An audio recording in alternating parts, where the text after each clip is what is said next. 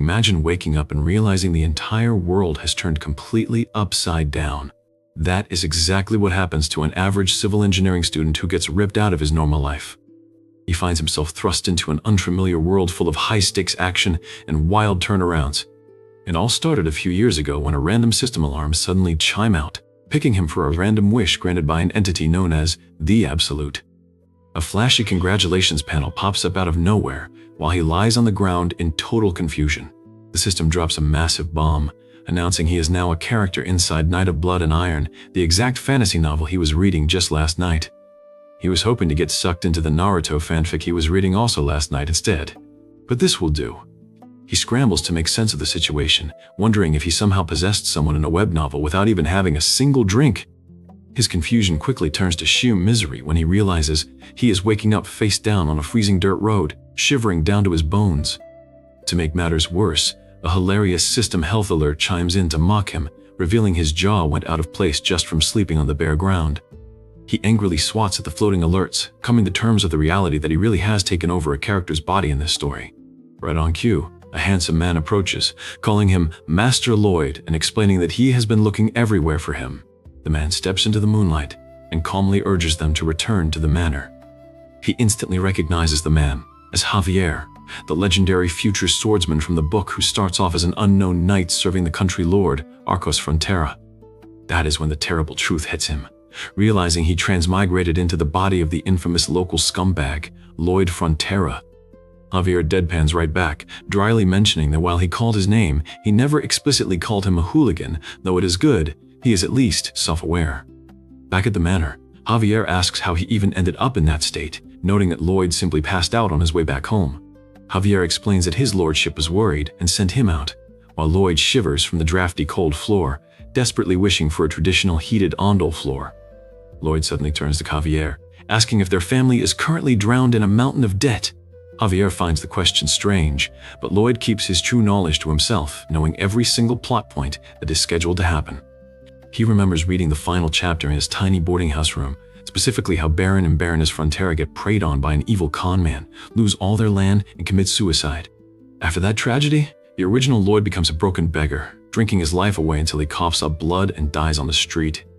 Lloyd panics inside, cursing the Absolute for granting a wish that dumped him into a guy destined for such a pathetic, gruesome ending.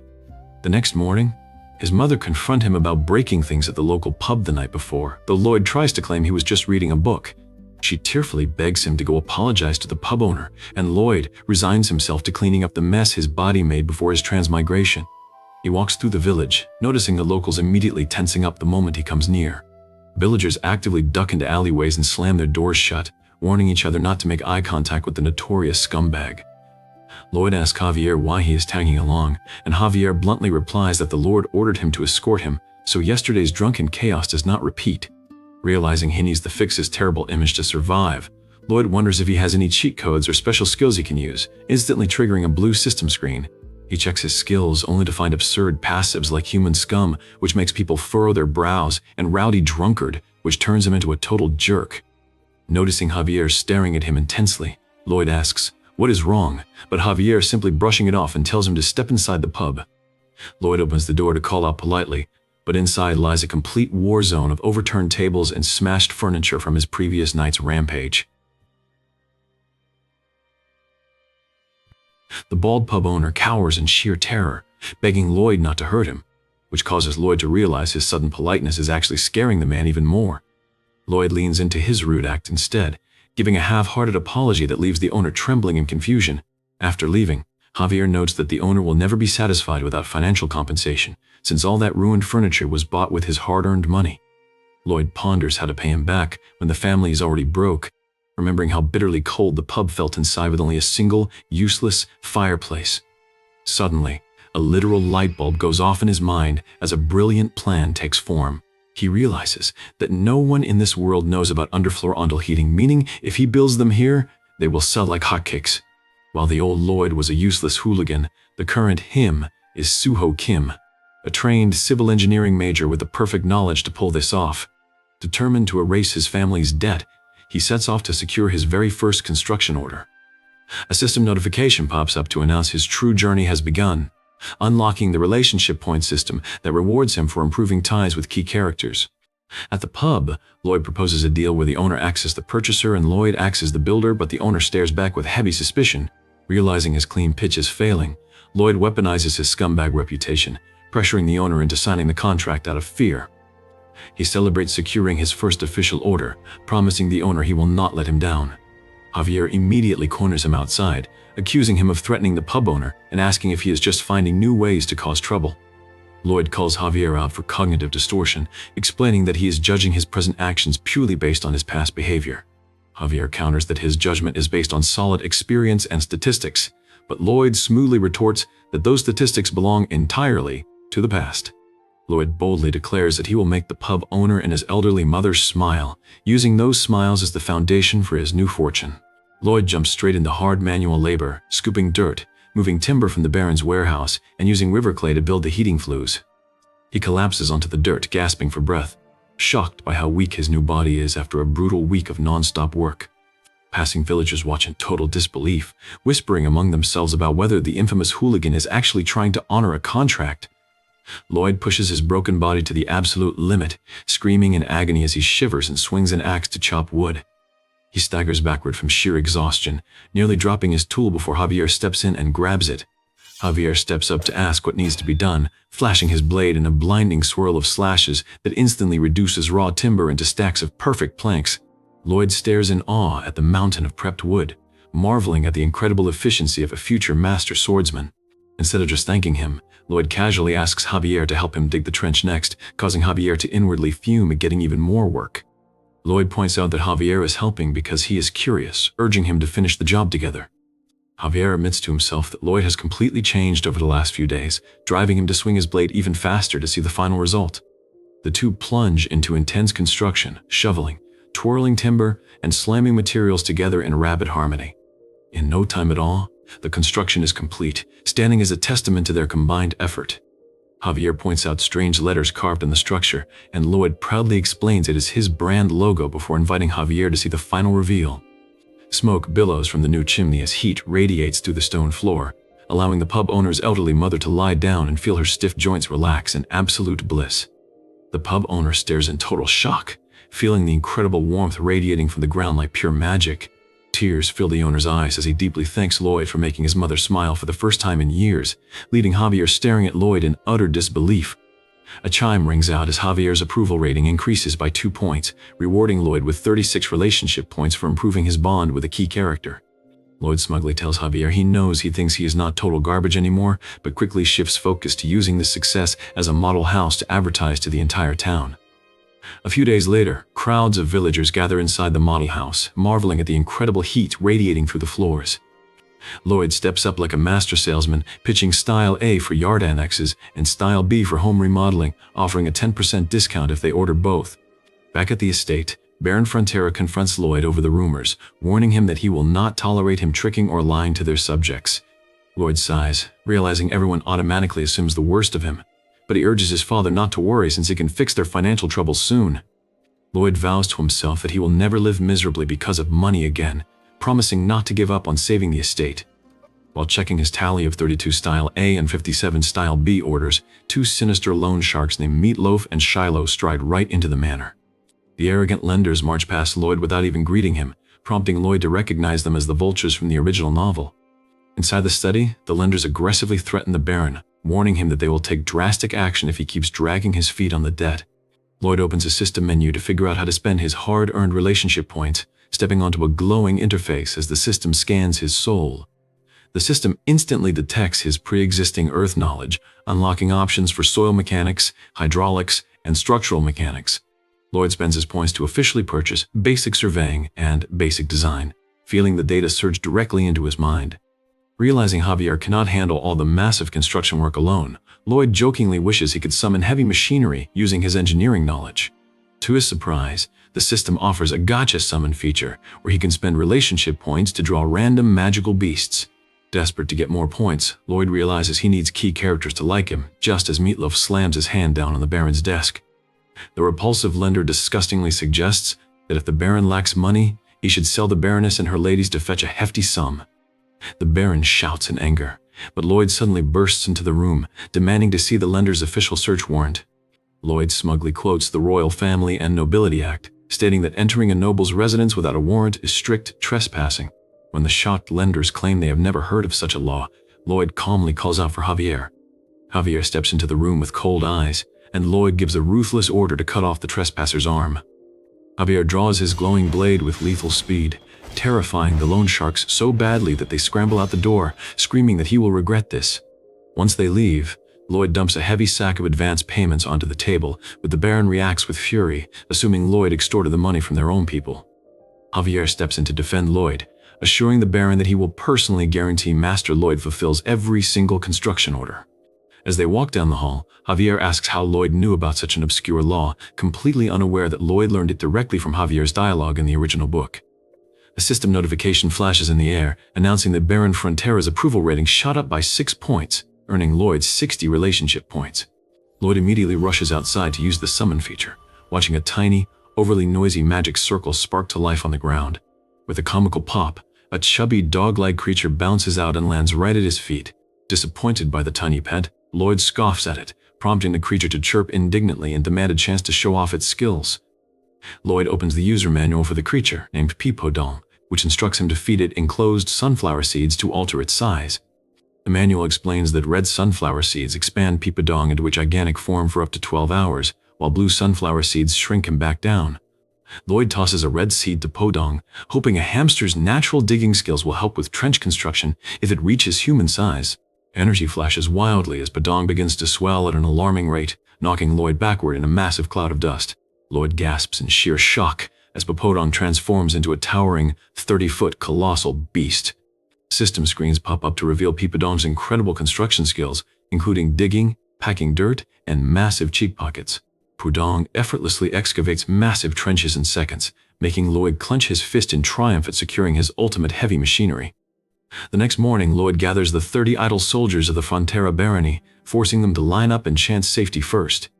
Lloyd views the lazy soldiers as free labor, delighted to finally put them to work on the estate's massive construction project. He marches them out to a giant mound of clay, declaring that they are breaking ground on the estate's true renaissance. Suddenly, Sir Neumann, the estate's head knight, steps forward with his hand on his sword, aggressively asking what Lloyd thinks he is doing with his men. Lloyd recognizes Neumann as a corrupt traitor who secretly sells information about the Baron to conmen and loan sharks. Neumann claims he will not tolerate his honorable men covering themselves in dirt, but Lloyd sees right through his act. Lloyd calmly shuts him down, pointing out that Neumann is just angry because Lloyd is close to earning enough money to pay off the family debt. Lloyd looks Sir Neumann dead in the eye, mockingly asking if he is wrong before declaring that he is due for a thorough beatdown. Observing the knight's fragile pride break down, Lloyd swings his tool with furious energy to press his buttons even further. Neumann bursts with intense aura, his eyes burning as energy swirls violently around his body.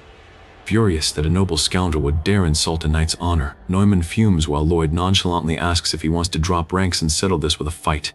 Lloyd jams a shovel into the ground and formally challenges the corrupt knight to an official duel.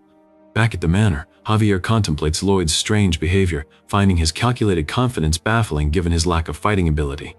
Lloyd kneels right in front of Javier, straightforwardly asking his knight to teach him how to use a sword.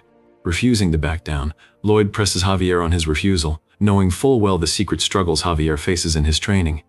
Recalling the original novel, Lloyd knows Javier is on the verge of advancing from a high-level sword expert to a sword master, which causes severe chronic insomnia as a side effect.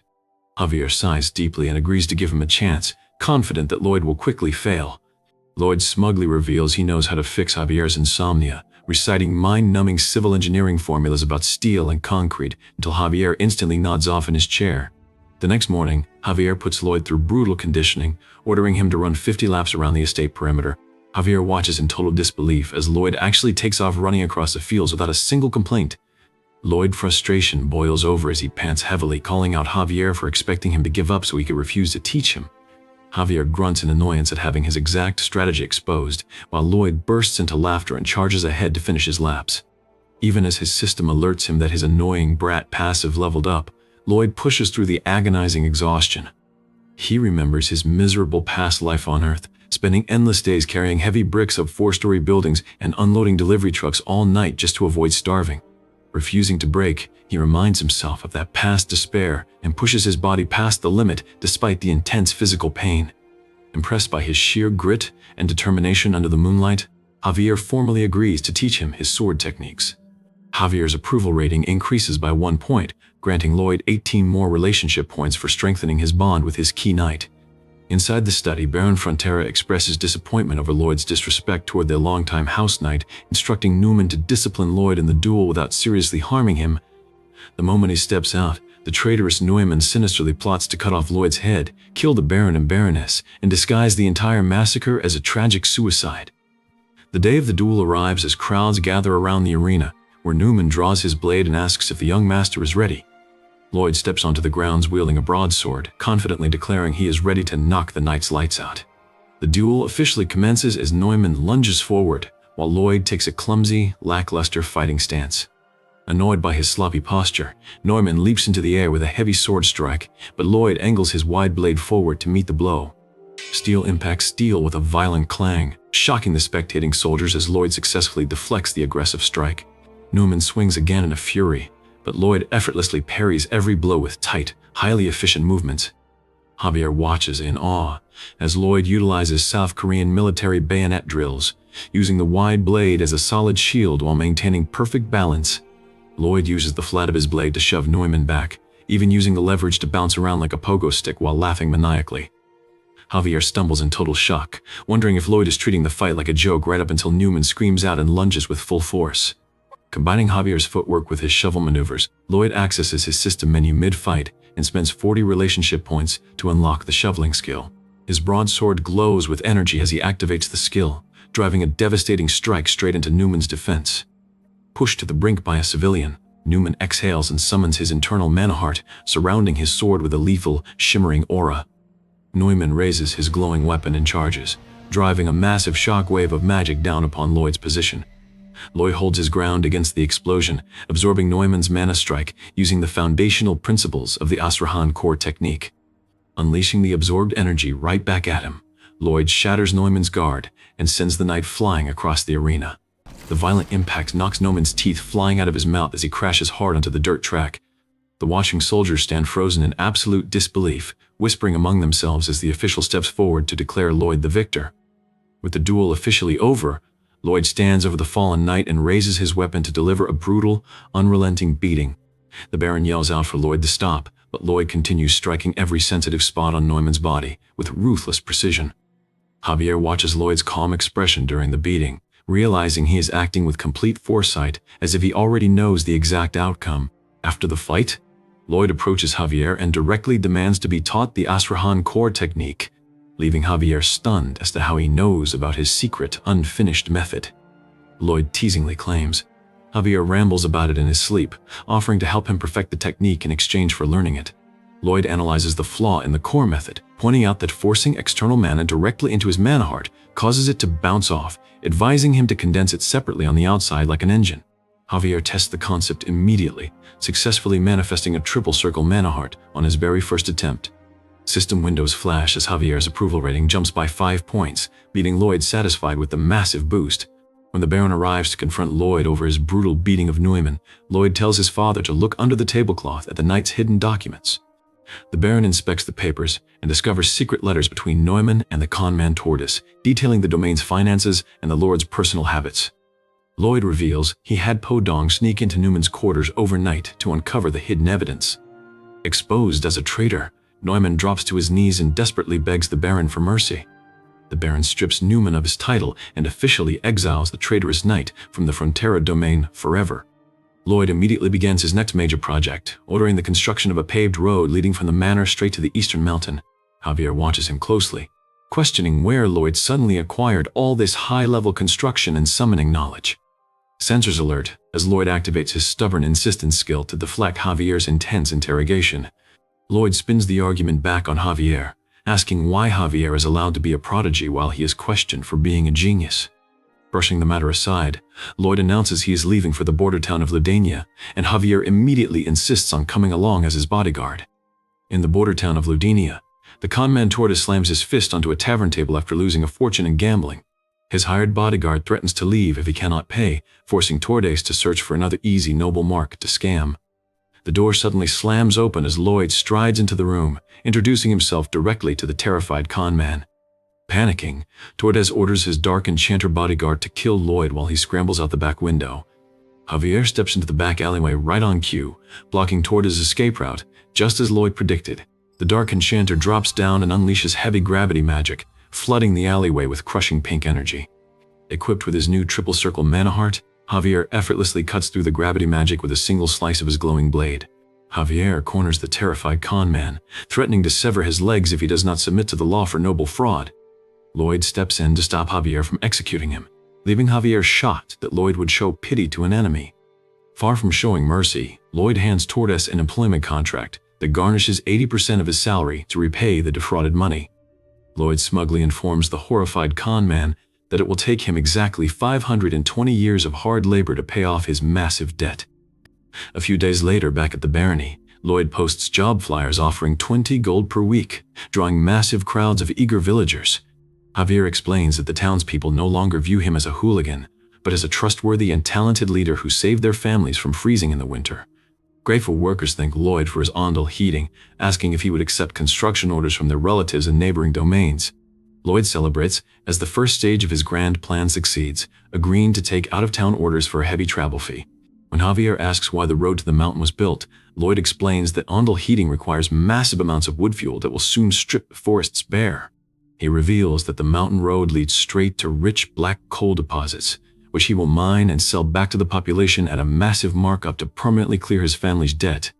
Javier admits this is the best solution for now, but points out that previous lords left the coal untouched due to weak bedrock causing mine collapses. Lloyd confidently insists he can overcome the fragile bedrock using modern excavation technology, specifically the advanced shield tunneling method. Drafting the complex blueprints by hand proves painfully slow, leaving Lloyd wishing he could summon 100 free workers to speed up the process. Using 639 relationship points earned from the Newman incident, Lloyd goes on a leveling spree and unlocks intermediate surveying to perform deep underground scanning. His scanning skill allows him to see 5 meters deep to map a safe path, but with Podong bedridden from exhaustion, he needs another way to dig quickly. Lloyd spends 70 points on a random summon draw, popping out a tiny pink creature named Bangle that looks deceptively useless at first glance.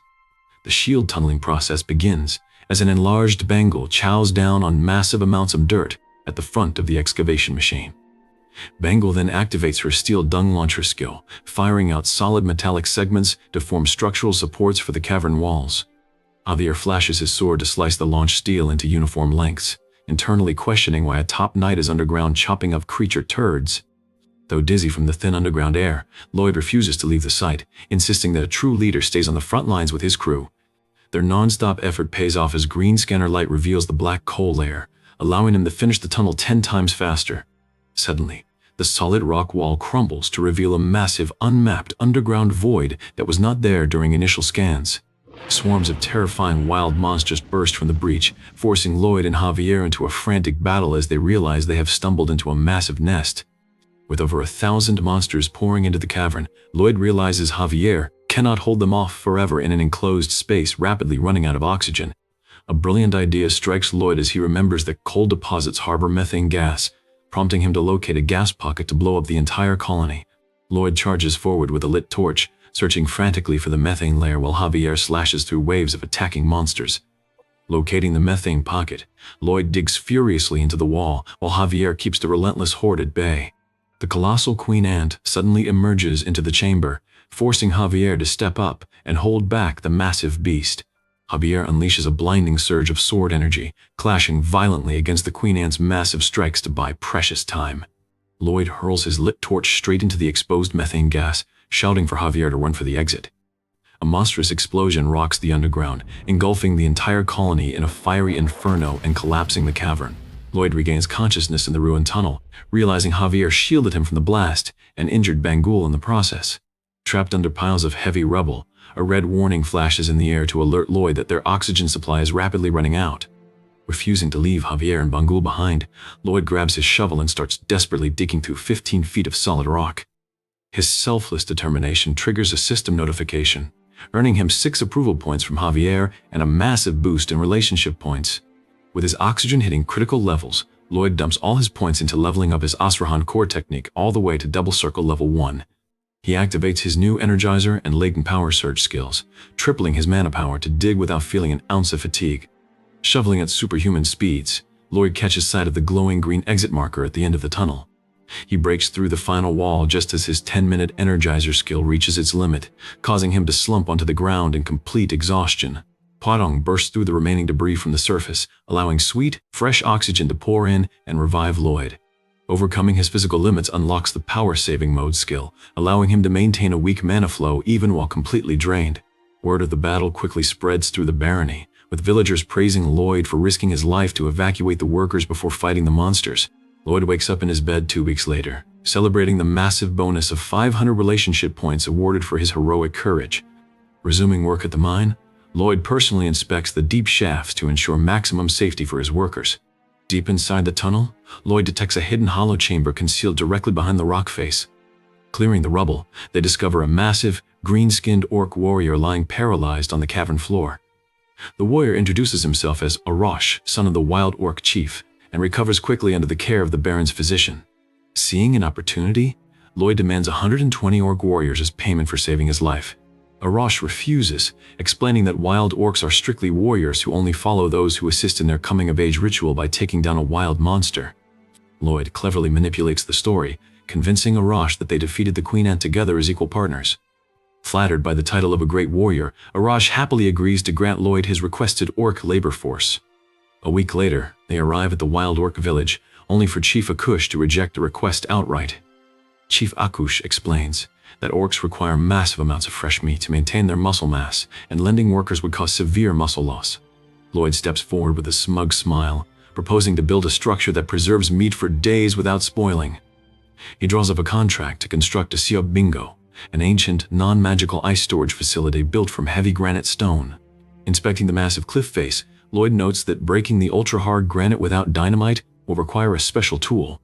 Turning to Javier, Lloyd reveals that they have a human dynamite right in front of them, challenging Javier to recreate the legendary monoblast technique to shatter the stone. Javier demands to know how Lloyd could possibly understand such advanced magic, dryly noting that Lloyd's eyes look like those of an extremely annoying liar before Lloyd urges him to try evolving his swordsmanship. Javier takes the leap and mobilizes his inner mana circles, triggering an explosive burst of raw energy that violently detonates across the training ground. Emerging from the smoke with his clothes completely tattered, Javier admits the concept works flawlessly, earning Lloyd 54 relationship points for deepening their bond.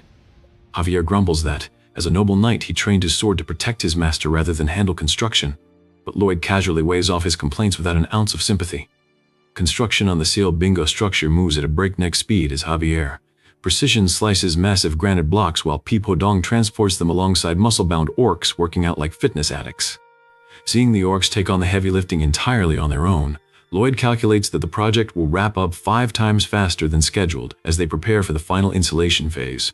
Lloyd suddenly realizes that the 5 soldiers sent to retrieve insulation materials have been missing for 3 whole weeks, sensing that something terrible has happened to them.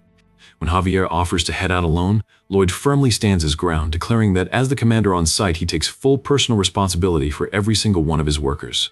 They march toward the treacherous Progia Gorge, where Javier detects an unnatural distortion in the surrounding flow of mana that triggers Lloyd's memory of a dark event from the original novel. Realizing their missing soldiers might already be in mortal danger, Lloyd pushes forward, declaring that violating his estate's property rights warrants nothing less than a death sentence. Javier strides ahead to take the lead, only to step straight onto an active magical booby trap that erupts in a fiery explosion under his feet. Scolding Javier for falling into the trap just like he did in the book, Lloyd points out that concealed spell mines create unnatural, concentrated clusters of mana in the ambient air. Javier marvels at Lloyd's uncanny insight, realizing his master knows precisely what they are up against as they charge into the cavern to launch a rescue. Deep inside the dark hideout, rogue sorcerer Lupellin hears the trap detonate and prepares to execute a gruesome human ritual over the captured soldiers using a blood-soaked scythe. Just as Lupellin raises his blade over a helpless captive, Lloyd and Javier crash through the entrance, with Javier drawing his sword and warning the sorcerer not to touch their men. Lupellin gapes in sheer shock at their survival before releasing a cloud of potent sleeping gas capable of knocking out an elephant to subdue them both. Lloyd instantly triggers his Energizer skill to nullify fatigue, grabbing his shovel to dig straight into the earth like a high-speed mole while dragging Javier along underground. Tunneling directly beneath the villain, Lloyd calls out to Javier, who detonates a devastating monoblast that blows the chamber floor completely wide open.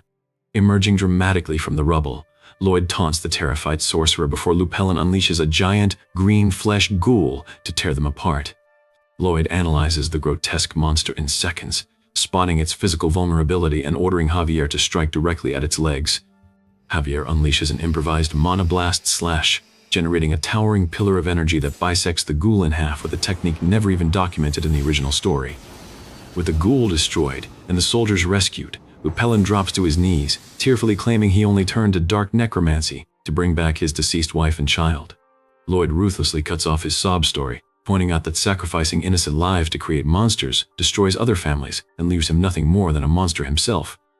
Lloyd gathers his tools and turns his back to walk away, warning Lupellin that any future harm to others will result in zero mercy.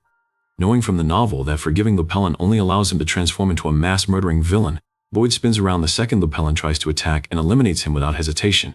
Reflecting on his past life dealing with ruthless bullies on Earth, Lloyd firmly asserts that evil villains deserve a swift punishment fit for their crimes. Lloyd marches his exhausted men back home while sternly threatening to revoke their bonuses if they complain, earning the profound respect and unshakable loyalty of every soldier. Returning to the completed stone sea of Bingo, Arash steps inside and notes that without ice, the chamber cannot keep their meat preserved in the sweltering heat. Lloyd boldly claims they will simply manufacture the ice themselves, prompting Javier to accuse him of signing a contract without a single clue on how to fulfill it. Lloyd delivers a passionate speech on how true entrepreneurs push through challenges to innovate, leaving Javier completely unconvinced by his grand declarations. Lloyd constructs a massive timber mold, while Podong and Bengal haul lake water to fill it, laying the groundwork to manipulate ambient energy through thermodynamics. Submerging his hands into the water trough, Lloyd activates the Azrahan core technique in reverse, systematically drawing out the heat energy to drop the water temperature. After a quick adjustment to fix the energy flow, thermal energy drains away, rapidly freezing the entire basin into pure ice and leveling up his skill to double circle level 2. Arash gapes in pure joy at the massive ice blocks that will save their food, while Javier finally admits that Lloyd possesses the genuine mindset of a master entrepreneur. Deeply moved by the endless supply of preserved meat, the wild orcs declare the Fronteras their blood brothers, unlocking 100 bonus relationship points for securing their alliance. Lloyd leads a terrifying parade of 120 muscular orcs back into town, where news of his rescue mission earns him another 300 bonus relationship points. At the mine site, Lloyd greets the con man Tordes with a manic grin, cheerfully reminding him that surviving means he must now fulfill every single day of his 520-year contract. Back at the manor, Lloyd discovers loan sharks, Shiloh and Meatloaf attempting to extort Baron Frontera into surrendering the mining rights in exchange for a tiny interest reduction. Lloyd interrupts the meeting and demands lower interest rates with zero concessions, bringing in his towering orc blood brothers to loom menacingly behind the lenders. With the orcs threatening to tear them to pieces if they hurt Lloyd's feelings, the terrified loan sharks capitulate completely to Lloyd's aggressive new repayment terms. Despite the business booming, Lloyd faces a massive financial hurdle due to the orcs eating 10 times more food than normal human workers. When the Baron suggests raising taxes, Lloyd strongly refuses to rob his impoverished subjects, proposing instead to boost tax revenue by enabling the people to generate massive wealth. Lloyd unveils his grand project to drain the abandoned Merit's wetlands and convert the marshland into rich, fertile soil for local farmers.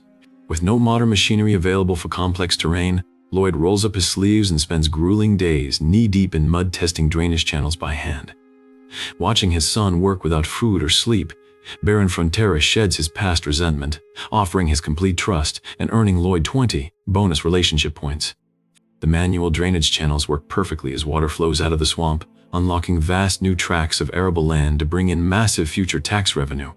Right after he finishes the exhausting labor, a system notification pops up to announce he unlocked architectural design simulation mode, sending Lloyd into a wild rage for doing a month of manual work for nothing. The system reminds Lloyd that his transmigration was triggered by his intense, lifelong wish to get through college, secure a stable career, and never worry about money again.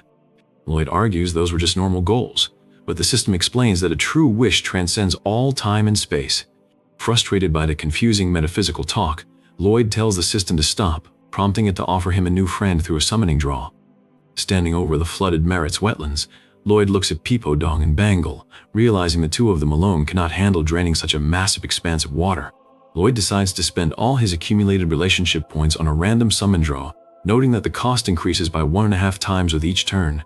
He taps start, hoping for a creature as large as Peepodong or Bengal that can carry water, wishing the gacha system would be a bit less noisy. 1998.jpg 10.1 or 1910t2.jpg 1910t4.jpg.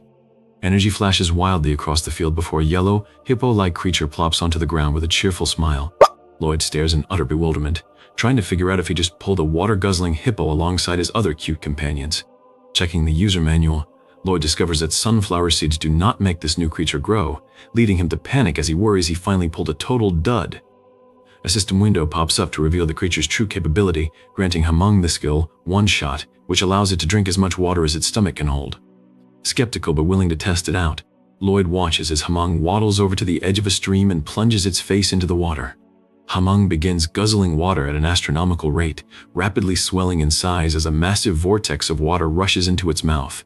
The creature's body expands like a giant balloon, sending ripples and shockwaves through the surrounding terrain as it drinks down the entire body of water. Lloyd stands in stunned silence, completely baffled by how a creature of that size can devour so much water in mere seconds. Lloyd asks the messenger system if this gacha was really random, noting that he always seems to get the exact skill he needs right when he is out of options. Confident in his new heavy equipment, Lloyd tells Hamung to drink to its heart's content because the reclamation of the Maritz wetlands begins tomorrow. The massive drainage project kicks off as Hamung clears the water. Javier blasts holes into the muddy ground using his monoblast, and workers drive bamboo stalks into the earth. Using his upgraded design simulation skill, Lloyd constructs sturdy levees sector by sector, pushing his crew hard toward completion. With the first sector finished, the team celebrates a bonus party, while Javier looks across the lush landscape, wondering how helping out on construction became such a natural routine for him. Javier gets immediately roped back into manual labor as Lloyd hands him a bag of seeds to plant all the way across the field while pouring water from a bucket. Javier wipes his brow, reflecting that transforming a barren swamp into thriving farmland truly feels like a miraculous achievement. A system notification chimes in to announce a monumental achievement in construction, awarding Lloyd 450 bonus relationship points and pushing his total to 1,281. Javier takes a quick break sitting in the grass with a bucket and scoop, smiling as Lloyd declares they only need to build a water wheel to protect the crops from heavy seasonal rains. Just as things settle down, a cloud of dust rises in the distance as an armed entourage led by Viscount Lacona comes riding straight toward them. Viscount Lacona steps forward with an arrogant smirk, demanding to know who authorized work on land that legally belongs to his viscounty and ordering them to leave at once. Viscount Lacona dismisses Lloyd as a lowlife and tells him to fetch his father, prompting Lloyd to calmly step up and introduce himself as the eldest son of Baron Frontera. When the furious Viscount demands the Baron, Lloyd casually brushes off the threats by comparing the nobleman's angry shouting to the annoying buzzing of a pesky fly. Unfazed by the aristocratic intimidation, Lloyd pulls out the Kingdom Land Act, citing Title 321 regarding special exemptions for developing long-standing barren land. Lloyd systematically proves he has satisfied every legal requirement, from investing capital and labor to enabling long-term agriculture and successfully clearing a harvest of crops. Viscount Lacona stands there in absolute shock as Lloyd hands him a bundle of harvested grass as a sarcastic farewell gift, politely asking him to get off his newly claimed property. The local workers erupt into loud cheers, celebrating Lloyd for saving their land, though Lloyd immediately yells at them to stop cheering and get back to work. As heavy autumn rains pour down, Lloyd inspects his water wheels and drainage networks, determined to verify that the Maritz wetlands reclamation can withstand severe weather. The system rewards his engineering triumph with massive skill experience, upgrading his intermediate surveying to level 3 and boosting approval ratings across the entire barony. Up north in the Lacona Viscounty, Viscount Lacona realizes the reclaimed wetlands are turning into a golden goose for the Frontera family and vows not to give up the fertile territory. Back at the estate, Lloyd wakes up in bed with a splitting headache, assuming the sheer exhaustion of civil engineering has finally caught up to his physical body. Realizing this kind of unprovoked headache is completely abnormal, Lloyd remembers that Lacona's primary source of income relies on a mysterious regional dye technology, leading him to curse his greedy neighbor. Lacona directly and boldly demands half of the newly reclaimed Maritz wetlands in exchange for peace, which the Baron immediately labels as blatant blackmail. When Lacona threatens legal action and points out that a court verdict will take at least 2 years, and the Baron's drinking water and legal fees will bankrupt him long before then, the Baron yells that he won't give a single inch to a lowlife like Lacona, but Lloyd barges in and claps Lacona in the face with the door and proceeds to tell the Viscount that his neighbors have been secretly tampering with and polluting the Frontera river water. Lacona slowly gets up and challenges Lloyd to a duel. Unfortunately for Lacona, Lloyd is an S-class shovel mauler and unleashes a furious shovel beatdown, striking the arrogant Lacona repeatedly until he is left sobbing on the floor.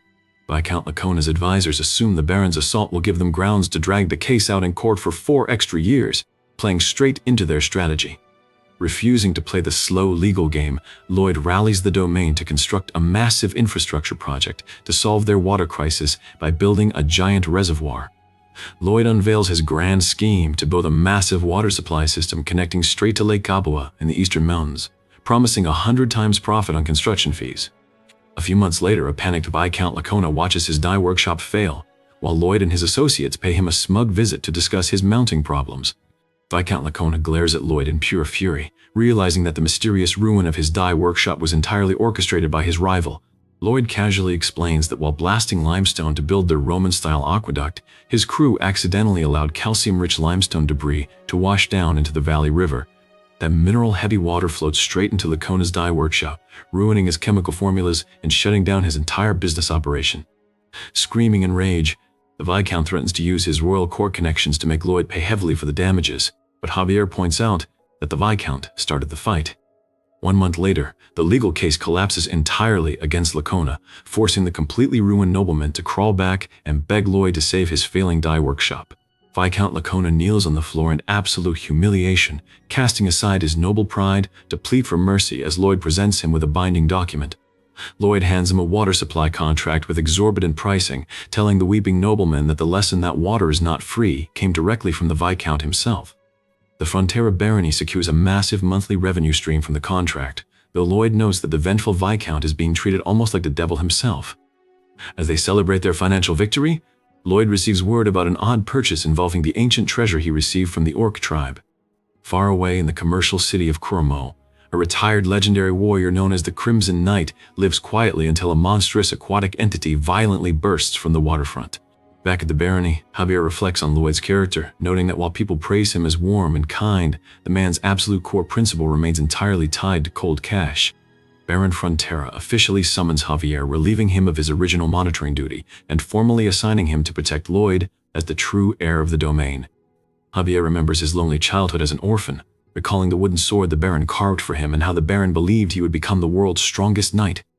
Flashbacks show arrogant nobles mocking young Javier's dream of knighthood, driving his fierce determination to rise above his circumstances. Back in the present, Lloyd jokes with clients about becoming addicted to his services, while Javier endures another exhausting night trying to sleep through civil engineering calculations. While Lloyd and his crew continue pushing forward with domain projects, Javier rests up to recover from his grueling routine. Under the moonlight, a shadowy assassin steps out from the archway, screaming that all of this is Lloyd Frontera's fault as he swings his blade in a lethal strike. A shadowy assassin lunges through the dark to strike down Lloyd, but Javier instantly intercepts the blade, driving back the killer in a clash of steel. After turning the captured hitman over to Viscount Lacona, Lloyd assumes the disgraced noble fired the assassin first over the absurdly high water bills, driving him to seek revenge. Javier chides Lloyd for failing to take safety precautions, but Lloyd simply smiles and tells his knight that having Javier by his side is the only precaution he will ever need. Lloyd expresses his sincere gratitude for Javier's protection, immediately cringing at his own emotional speech, while Javier looks on in complete disbelief. Javier cracks a subtle smile at Lloyd's banter, triggering a system notification as he officially lets go of his long-held resentment and grants Lloyd 320 relationship points. With the local waterworks nearly complete, Lloyd orders the team to pack up so they can set off for the grand commercial port of Cremo. Word of Lloyd constructing the continent's very first municipal waterworks spreads like wildfire, boosting his reputation as a legendary civil engineer and earning him 600 bonus relationship points. Eager to turn his growing fame into lucrative new contracts, Lloyd and Javier push through a long winter journey until they arrive at the prosperous coastal city of Cremo. Mistaking the handsome knight for the true noble heir, Count Cremo tries to arrange a marriage for Javier with his daughter before awkwardly apologizing once Lloyd clarifies his identity. Count Cremo reveals that maritime trade has been collapsing because a colossal sea monster, known as the Gigatan, has taken root just off the coast. Discovering that the Gigatan is terrified of mermaids, Count Cremo planned to erect a massive underwater mermaid statue to scare the beast away, but abandoned the project due to the extreme ocean depths. Refusing to let the Count take a massive financial loss, Lloyd steps up and guarantees he can successfully construct the artificial underwater sea platform for a generous fee. Lloyd dives directly into the water to survey the seabed, realizing he needs a specialized building material that can set underwater without washing away. When Javier doubts anyone can build up from the ocean floor without magic, Lloyd reveals his secret weapon is ancient Roman-style hydraulic cement. Count Cremo warns that gathering authentic volcanic ash for Roman cement would require an arduous 6-month journey to an active volcano, forcing Lloyd to find an alternative. Lloyd locks himself away to test over 100 Portland cement formulas, grinding through endless ratios as failure after failure piles up around him. Realizing his cute pet companions feel neglected, Lloyd stops his work to cuddle Bangle, Pipodong, and Hamang, thanking them for standing by his side. Moved by Lloyd's genuine affection, the system unlocks a creature skill upgrade, allowing Lloyd to spend 500 relationship points to level up Bangle. Bangle unlocks Volcanic Blast Level 1, instantly blasting out streams of pure volcanic ash and single-handedly solving the hydraulic cement shortage.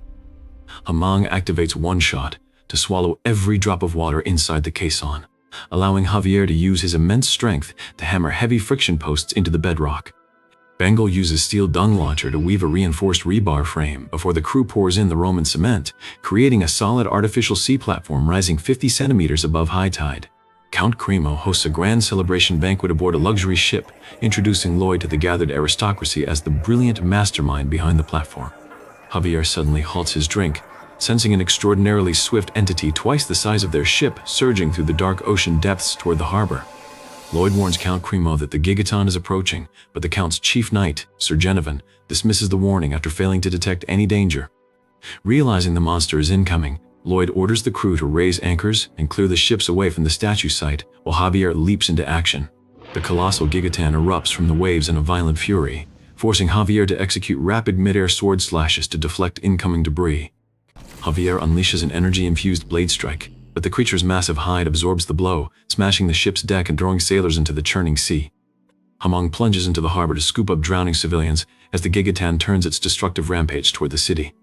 Lloyd urges Javier to fall back immediately, arguing that their job was strictly civil engineering and not dying in a battle against an ancient sea leviathan. Refusing to abandon the innocent citizens of Cremo, Javier turns his back on safety, drawing his blade to face the rampaging beast completely alone. Javier leaps into the air and unleashes a series of devastating mana blasts, but the continuous explosions barely dent the sea monster's thick scales. The Gigaton roars violently and smashes through the harbor defenses, trampling structures and sending shockwaves through the streets as civilians flee in terror. Javier pushes his sword technique to the absolute limit, trading swift blows with the creature amidst a sea of blinding sparks and swirling energy. Unable to dodge a crushing counterattack, Javier gets slammed hard into the wooden pier structure, left battered and bleeding on the ruined boards. Knowing he lacks the strength to defeat the monster and faces certain death, Javier uses his remaining energy to bind the beast in place. Floating on a small raft in the harbor, Lloyd watches the city burn, his heart aching as he comes to terms with the reality that he cannot simply walk away from the destruction. Refusing to let Cremo burn and delay his construction payments, Lloyd turns his raft around and charges back into the fray. Lloyd orders Bangle to unleash a volcanic blast, firing a searing burst of energy directly at the giant sea beast. Spotting the creature's eyes as a vital weak point, Javier leaps through the air and slashes his sword against the beast's outer hide. Lloyd launches a Hamang hammer strike to smash into the monster, warning the oversized beast never to mess with his cash flow. Seeing Lloyd return to the battlefield fills Javier with renewed resolve, knowing his master always brings a way to win. Riding Pipodong around the monster's flank, Lloyd desperately searches for a structural flaw as Javier's initial mana blast bounces off harmlessly. Lloyd uses his surveying skill to analyze the beast's hide, discovering a tightly woven 1-meter-thick compound of dentin and chitin. Activating simulation mode, Lloyd locates a hollow horn where the monster gathers its energy and orders Javier to strike it directly. Javier leaps high onto the creature's back, trusting Lloyd's analysis completely as he prepares to sever the horn. Following Lloyd's instructions to strike with lightning speed, Javier vibrates his mana blade to create a high-frequency mana chainsaw that slices through the hollow horn. As the horn shatters, Lloyd yells for Javier to drive his sword diagonally into the gap between the middle legs to secure the construction fee. Podong slides in to assist while Javier readies his blade, placing total trust in Lloyd's tactical plan D. Lloyd orders Pipodong to jump toward the harbor, relying on Count Cremo to execute their coordinated secondary assault. Count Cremo watches in deep regret over his past complacency while Lloyd and Javier buy crucial time by luring the sea beast away from the city. Pushed to his absolute physical limit, Javier charges forward to draw the Gigaton's fury away from the helpless citizens. Lloyd arrives with a massive assembled statue structure, taunting the monster to create an open window for Javier's strike. Javier darts across the wreckage and unleashes a point-blank mana blast that detonates against the monster's shell. Though Javier exhausts his mana after cracking a small opening in the outer shell, Lloyd steps up with a fierce grin to finish the fight. With Podong completely exhausted, Lloyd realizes he must rely on his own abilities to deliver the final decisive blow. Knowing a standard attack cannot pierce the beast's inner core, Lloyd opens the system menu to force a skill upgrade on his Azrahan core technique. Expending 370 relationship points, Lloyd pushes his technique past double heart circle level 10 to reach triple heart circle. The system unlocks triple heart circle level 1, amplifying Lloyd's internal mana capacity by an astounding 500%. Lloyd focuses one circle to protect his heart, while mobilizing the remaining two to channel an immense surge of power into his blade. Spitting blood and pushing past his body's limits, Lloyd channels every ounce of energy into a devastating triple-core mana blast. The explosive strike obliterates the Gigaton's core, leaving the pet companions safe as Javier checks on the fallen battlefield. Javier rushes over and cradles his unconscious master, only to realize with absolute horror that Lloyd's heart has completely stopped beating. Back at the estate, Baron Frontera receives an urgent letter about the tragedy and immediately rides out with Sir Byron on a desperate journey to Cremo. The correspondence details how Lloyd saved countless lives in Cremo before falling into a bizarre unconscious state, driving his worried parents across the continent. Taking a treacherous mountain shortcut, the party gets ambushed by a pack of dark beasts, prompting Sir Byron to stay behind and draw their fury. Sir Byron battles fiercely through the snow until Javier suddenly arrives on the scene, effortlessly slicing through the monster pack. Baron Arcos and Sir Byron protect their party against the shadow beasts until Javier arrives, effortlessly clearing out the remaining monsters as Sir Byron marvels at the knight's incredible leap in strength. Back at the Count's manor, Javier examines Lloyd's resting body, discovering that his 3 heart circles are spinning at an unbelievable speed to stabilize his life force. Javier informs the city nobles that he was merely a tool, testifying that it was Lloyd's unmatched power and leadership that truly destroyed the monster. Grateful citizens gather outside the estate, sharing stories of how Lloyd saved them from the rubble and praying for his full recovery. In the post-battle wreckage of Cremo, citizens marvel at how Bangle unleashed a massive burst of energy to douse the spreading fires, realizing countless lives across the city were saved by Lloyd's actions. A tearful crowd gathers outside the Count's estate, praying intensely for their savior to open his eyes as Lloyd lies motionless in his bed. The system notifies Lloyd of a massive achievement reward as he finally groans awake with a throbbing headache, remembering how recklessly he used the triple-core mana blast. Astonished that his heart did not detonate from the strain, Lloyd turns to find Javier standing by his bedside and immediately asks when they can expect to collect their massive construction payment. Reassured by Lloyd's instant return to his money-obsessed self, Javier looks on as Baron Arcos and Marbella burst into the room to wrap their son in a tearful embrace. The Baron and Baroness brush aside any lingering doubts about Lloyd's sudden shift in personality, filled with overwhelming gratitude that their son is alive, while news of his grand feat reaches the distant capital of Magenta. Intrigued by reports of a common noble accomplishing such an impossible victory, Empress Alicia Termina Magentano orders her imperial messengers to summon Lloyd and his escort knight directly to the royal palace. Lloyd discovers through the system interface that because his mana heart was forged entirely through the raw impact of a mana blast rather than standard training, he unlocked the shock neutralizer skill that protected his life. Realizing that skipping his daily mana cultivation to focus on physical construction labor accidentally saved his life, Lloyd smugly prepares to set out with Count Cremo for a tour of the damaged city. Riding through the shattered streets, Lloyd cleverly points out that repairing the harbor will drain over half a year of Cremo's municipal budget, subtly laying the groundwork to renegotiate his own payout. Lloyd slyly pressures Count Cremo until the flustered noble breaks under the psychological strain and agrees to triple Lloyd's original construction fee. Count Cremo realizes he has been completely extorted, yet finds himself oddly unable to hate Lloyd, stepping out of a carriage alongside him as a celebrating crowd roars and cheer. Taking the stage as the crowd falls dead silent, Lloyd decides to capitalize on his newfound hero status by pitching Ondol underfloor heating directly to the citizens of Cremo.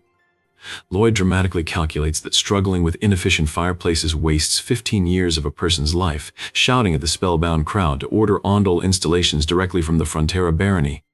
Count Cremo watches in sheer awe at Lloyd's relentless drive for profit, while back at the Frontera estate, Ondol contracts and coal sales explode to yield massive profit margins over 50%.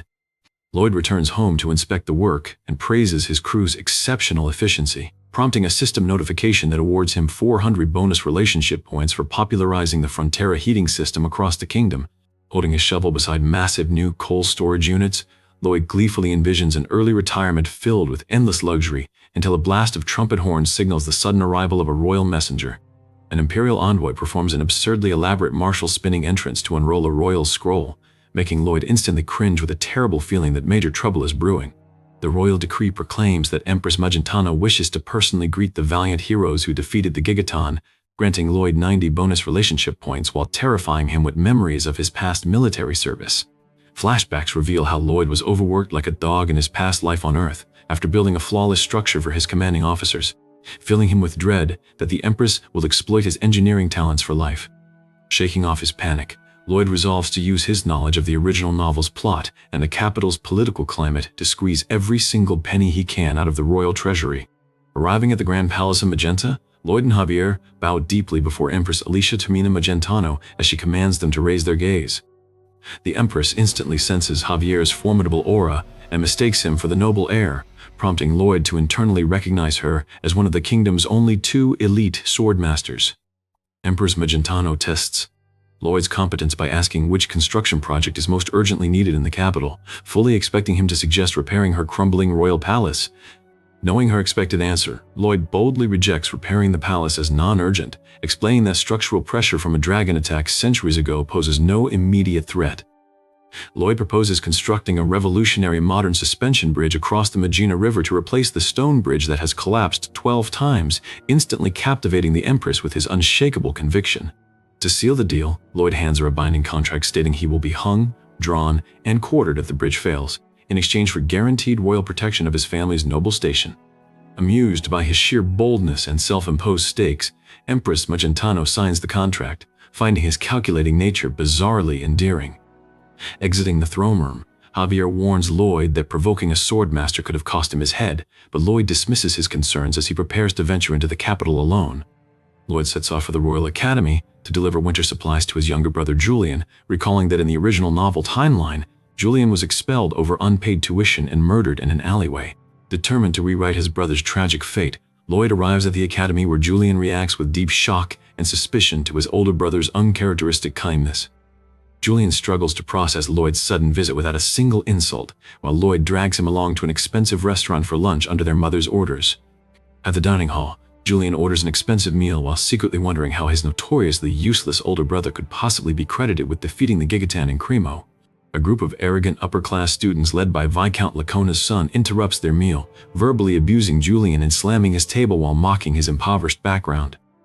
As the bullies boast about their family's monopoly on Lacona-dyed cloth, Lloyd realizes this brat is the son of the very noble he recently bankrupted, unleashing a terrifying grin. The moment the bully tells Julian to beat it, Lloyd lunges forward and activates Mana Bitch Slap, sending the noble flying across the room with a 0 cooldown impact. When the academy's top student bully steps up to challenge him with mithril fists, Lloyd responds by slapping him violently into the floor before he can finish his sentence. An arrogant noble student lands a surprise mana-infused punch directly onto Lloyd's face, drawing blood and causing Lloyd to completely snap with rage. Julian stares in complete horror as Lloyd ruthlessly beats the snobbish bullies, calling out the Lacona family's corruption while tearing through the remaining group.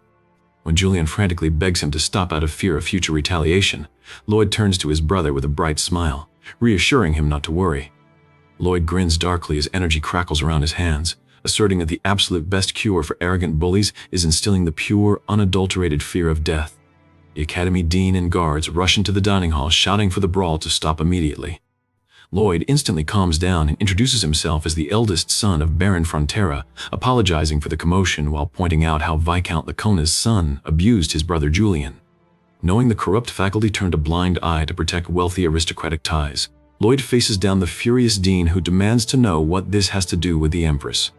Lloyd pulls out his imperial token and reveals that he is a royal guest personally invited by Her Majesty, leaving the faculty frozen in absolute terror. Marching Julian straight to the administrator's office to process a leave of absence, Lloyd explains that the corrupt academy is no place to study right now. Back at the royal guest quarters, Julian speaks with Javier about Lloyd's unbelievable transformation into their estate's true savior. Javier admits to Julian that he sometimes suspects someone else is disguised as Lloyd, though his mana inspection proves no foreign soul is present. Eavesdropping outside the door, Lloyd smirks at Javier's sharp intuition before checking his system interface to see Julian's approval rating jump and award 28 bonus relationship points. Lloyd begins manufacturing modern suspension bridge cables by feeding Bangle and having Peepo Dong roll 120 cooled wire strands together.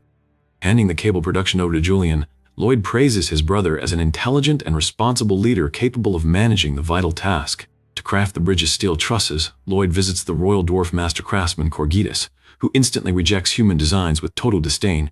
Lloyd feigns defeat and threatens to give his blueprints to an amateur blacksmith, cleverly baiting the dwarf's pride into taking over the project to prevent structural failure. Calling out the old dwarf's fiery conscience, Lloyd smiles as Corgitus grabs the blueprints and agrees to manufacture the steel trusses. Work begins across the royal workshop. The corrupt officials quickly petition the Empress to halt construction and accuse Lloyd of defrauding the royal treasury. At a formal hearing, Lloyd boldly exposes the corrupt guild leader and a royal official for taking massive bribes to monopolize city construction budgets.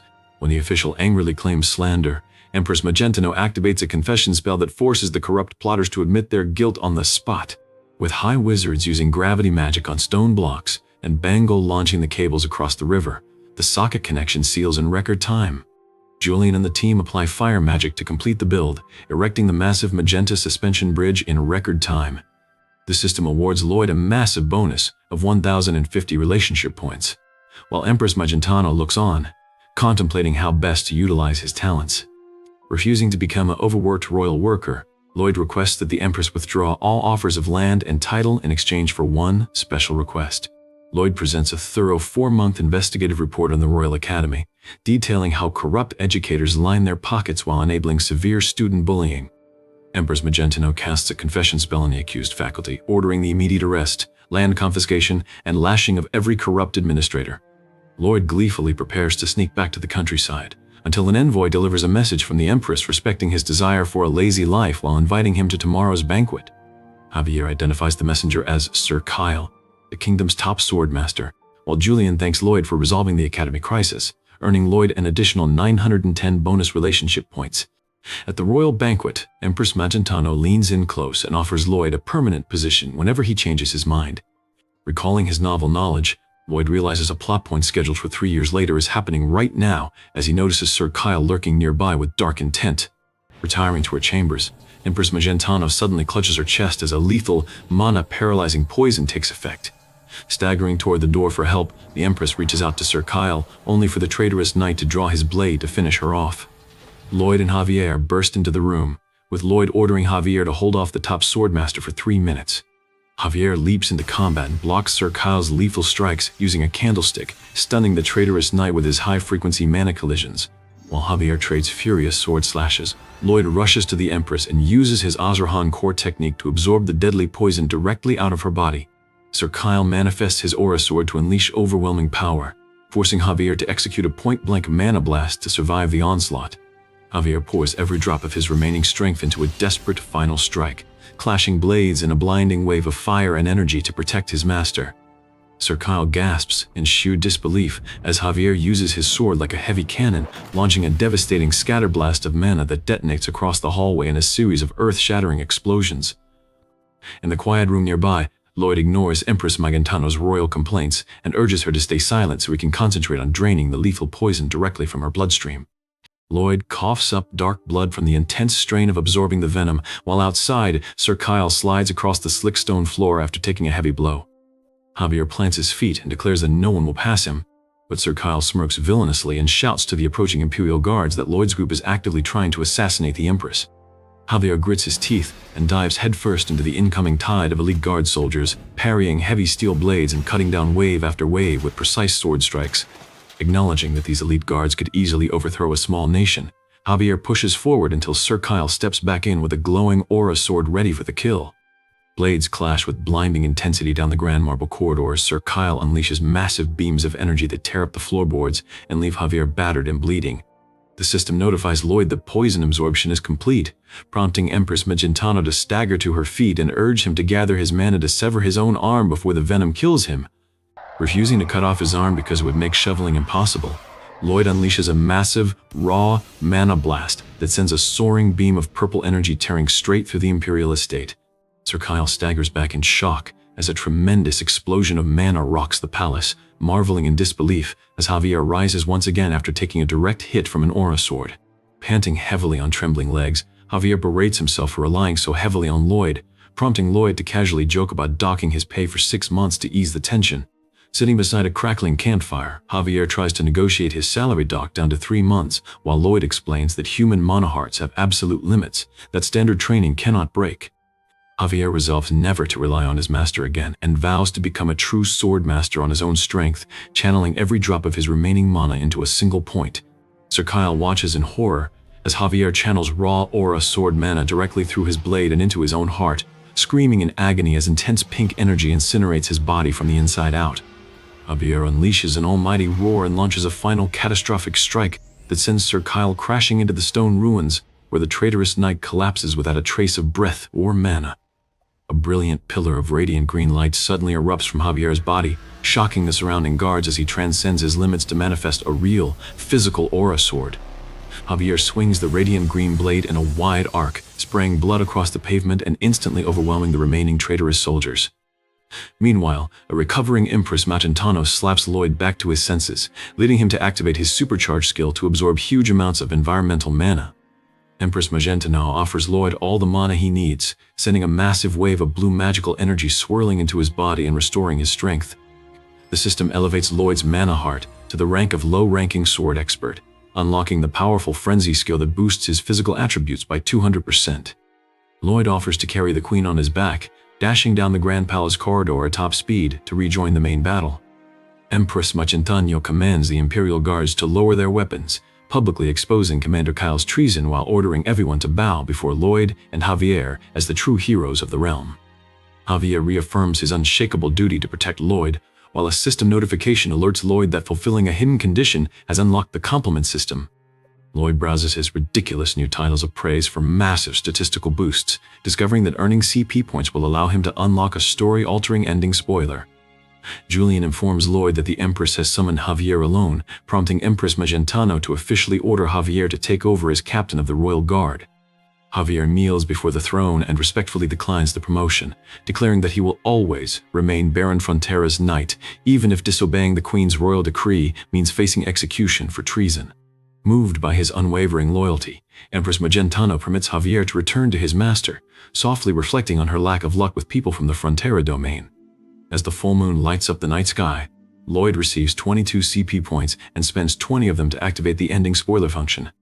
Lloyd is instantly pulled into a terrifying vision of the future, standing on a rooftop to see the entire Frontera estate completely overrun by a catastrophic monster horde. Screaming out in desperation across the burning ruins, Lloyd watches in sheer horror as the vision reveals the bodies of the Baron and Baroness lying slain on the ground. Snapping back to reality and gasping for breath on the grass, Lloyd realizes that an enemy nation is driving an unprecedented locust and monster swarm toward his home 3 years earlier than planned. Lloyd rushes to Empress Magentano and requests immediate troop mobilization, frantically inventing a story about a carrier pigeon message from the wasteland orcs to explain his secret knowledge. Though the Empress senses he is making up his sources on the spot, his active title skill grants him her complete trust, leading her to grant him command of 500 white cavalry soldiers and 50 elite support wizards. Riding out at the head of the Imperial Army, Lloyd explains the dire situation to Javier and sends Podong ahead on a precise timed mission to prepare for the incoming 360-degree monster assault. Leaping forward with Podong, Lloyd grins sinisterly as he declares that he has a master plan to protect his cash-generating Frontera estate. Riding at full speed under the full moon, Lloyd and Javier arrive at the village right on time as the first wave of the monster domino strikes. Lloyd orders the bewildered villagers to flee inside immediately and bring him the largest pot lids they can find in their homes. Back at the estate, Baron Arcos checks on Marbella and rallies Sir Byron and the guards to head outside and protect the people. Monsters swarm the surrounding area and drive villagers into a panic as the guards scramble to defend the town. The Sand and Steel tribe orc warriors charge into combat, roaring that they will honor their blood oath to their brother Lloyd to the very end. As giant insectoid monsters corner defenseless villagers, Lloyd's voice echoes across the domain as he and Javier draw the flying locust swarm along a precise path. Lloyd tells Javier to make as much noise as possible while striking, knowing the acoustic-sensitive locusts will aggressively follow the loud, clanging sounds.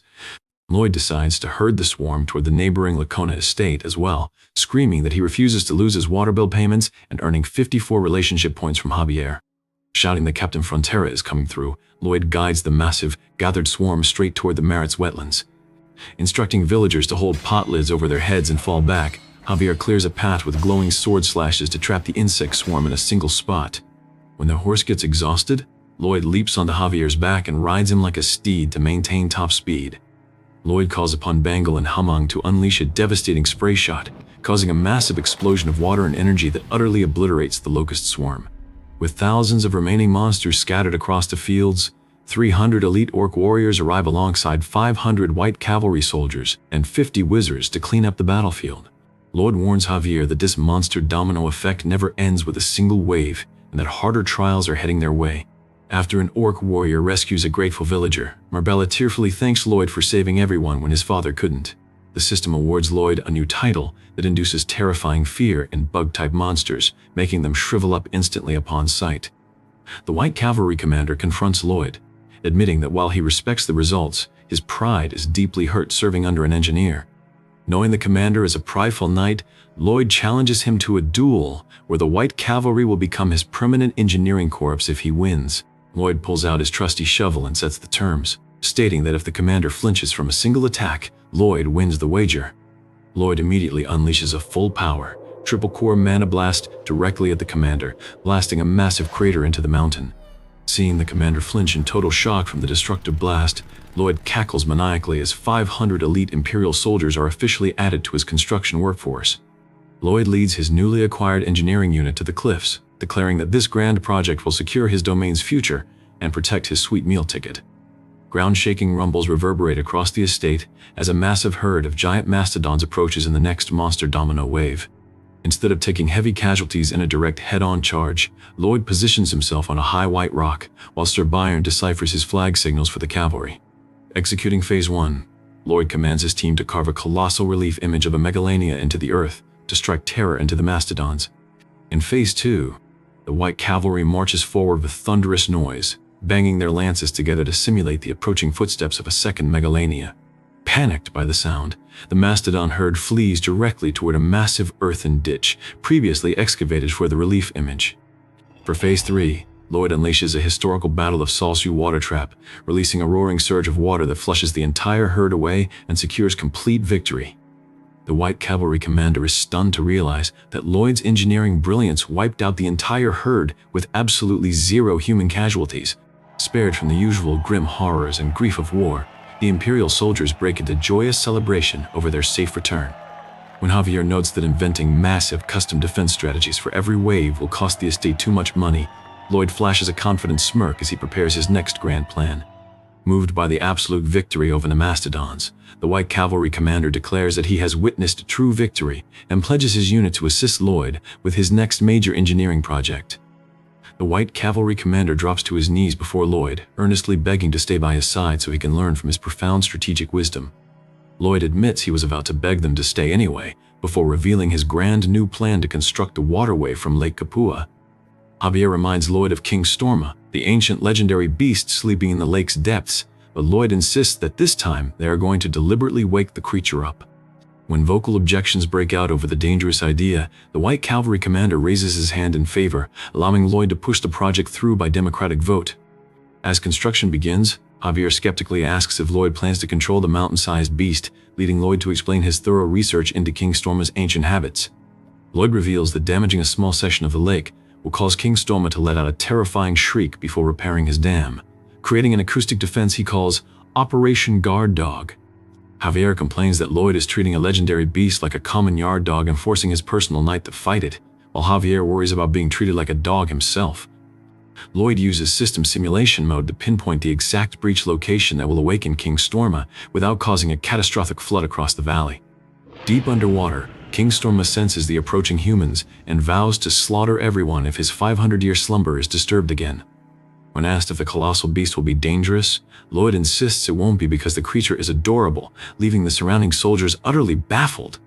As the Sand and Steel Orc tribe prepares to depart to protect their own home, Lloyd orders his officers to escort them safely before rallying his main workforce. Lloyd gives a roaring speech about the power of superhuman strength and shovel work, firing up the white cavalry until they cheer in fanatical agreement. The soldiers march forward in high spirits, chanting that the shovel conquers all, while Javier quietly pities the white cavalry for falling under Lloyd's complete control. Following Lloyd's precise mathematical simulations, Javier unleashes a targeted mana blast that detonates against the cliff edge to breach the lake bank with exact force. The mountainside rumbles as the cliff face cracks open, unleashing a powerful burst of blue energy and water across the terrain. King Storma surges out of the splashing water with an angry roar, while Lloyd stares at the giant bear-like creature and finds him completely adorable. Surprising everyone around him, Lloyd realizes he can understand King Storma's beast speech as the creature fumes with rage over the damaged dam. King Storma calls out Lloyd for hiding behind metal armor and trying to break his home, realizing the humans brought no tools to actually fix the structure. Panicked by Lloyd's sinister facial expressions, the white cavalry watch in awe as Javier leaps into the air with his glowing aura sword to engage the monster head-on. Javier channels his full power to slay the creature, but Lloyd shouts for him to wait because he has formulated a brand new strategy. Blades clash against giant claws as King Storma thrashes in the water, with Lloyd encouraging Javier to keep distracting the beast's attention. Recognizing that approaching the sensitive creature is nearly impossible, Javier unleashes massive aura sword explosions while Lloyd ponders his next move. Lloyd speaks directly to King Storma in his native tongue, confusing the giant beast by poking fun at his appearance and addressing his inner thoughts. Lloyd offers a simple daily arrangement, bringing out Bangle and teasing the bachelor beast with the prospect of romance to break his stubborn resistance. By targeting King Storma's single status and offering companionship, Lloyd successfully shares his heart with the beast and forms a complete emotional bond. Lloyd affectionately gives King Storma the nickname Bai Byung, just as a winded messenger arrives with news that orc tribes are ambushed by monsters nearby. Lloyd rides Byung directly into battle, sending the massive beast soaring through the air to crush the ferocious monster horde below. Byung decimates the enemy ranks with immense physical power, while Lloyd stands atop the dirt mound and warns the fleeing monsters that they will become food if they trek west. The giant beast unleashes a final terrifying shockwave that sends the remaining monster forces scattering in absolute panic. Deeply moved after being rescued a second time, Akush and the Sand and Steel tribe officially swear their eternal fealty to the Frontera Barony. Terrified monster. Apex predators flee back east, spreading wild rumors that a mountain-sized beast controlled by a red-eyed demon dominates the western lands. In the Asfahan Palace, officials inform the Sultan that the redirected monster swarms have backfired and are currently tearing down their own border ramparts. The Sultan panics as the monster domino strategy reverses onto his kingdom, desperately ordering all available soldiers to repel the incoming wave with fire. Back at the manor, Lloyd sits down with the moneylenders and hands over a check for over $35 billion to fully cover his family's debt and accumulated interest. Lloyd orders the stunned creditors to sign the receipt and leave, before proudly showing the debt clearance paper to his disbelief-stricken parents. Baron Arcos tearfully blames himself for causing his son to suffer, but Lloyd warmly reassures him that his love makes him a true father. The system awards Lloyd a permanent title for escaping his massive mountain of debt, leaving him standing alone in the quiet hall processing the sudden relief. Lying in bed late at night, Lloyd breaks down into tears, releasing all the accumulated exhaustion and hardship he endured to save his family. A few days later, the joyous townspeople throw a massive celebration for Lloyd, who casually brushes off the praise to focus on staying humble and working hard. While surveying the perimeter with Javier, Lloyd notices a massive line of weary refugees approaching the domain borders.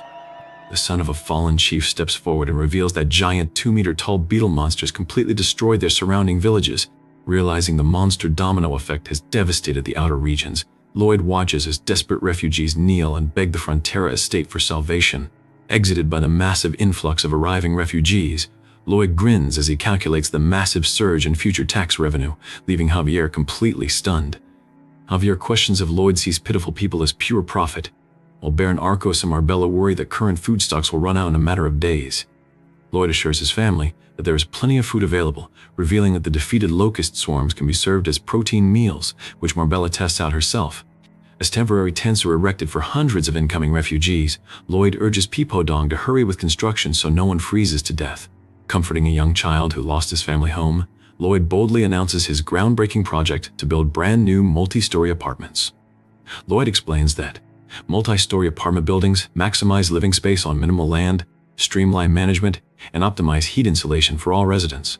Envisioning a dense population center that drives up commercial power and tax revenue, Lloyd confidently claims this will be his final project before he retires to a life of luxury. During his official presentation of the Honey Apartment Plan, Sir Byron voices objections to the name while haunted by nightmares of a slave-driving devil overworking him. Lloyd presents blueprints based on ancient Tulu structures, featuring individual living quarters built around a central plaza with shared wells and dining facilities.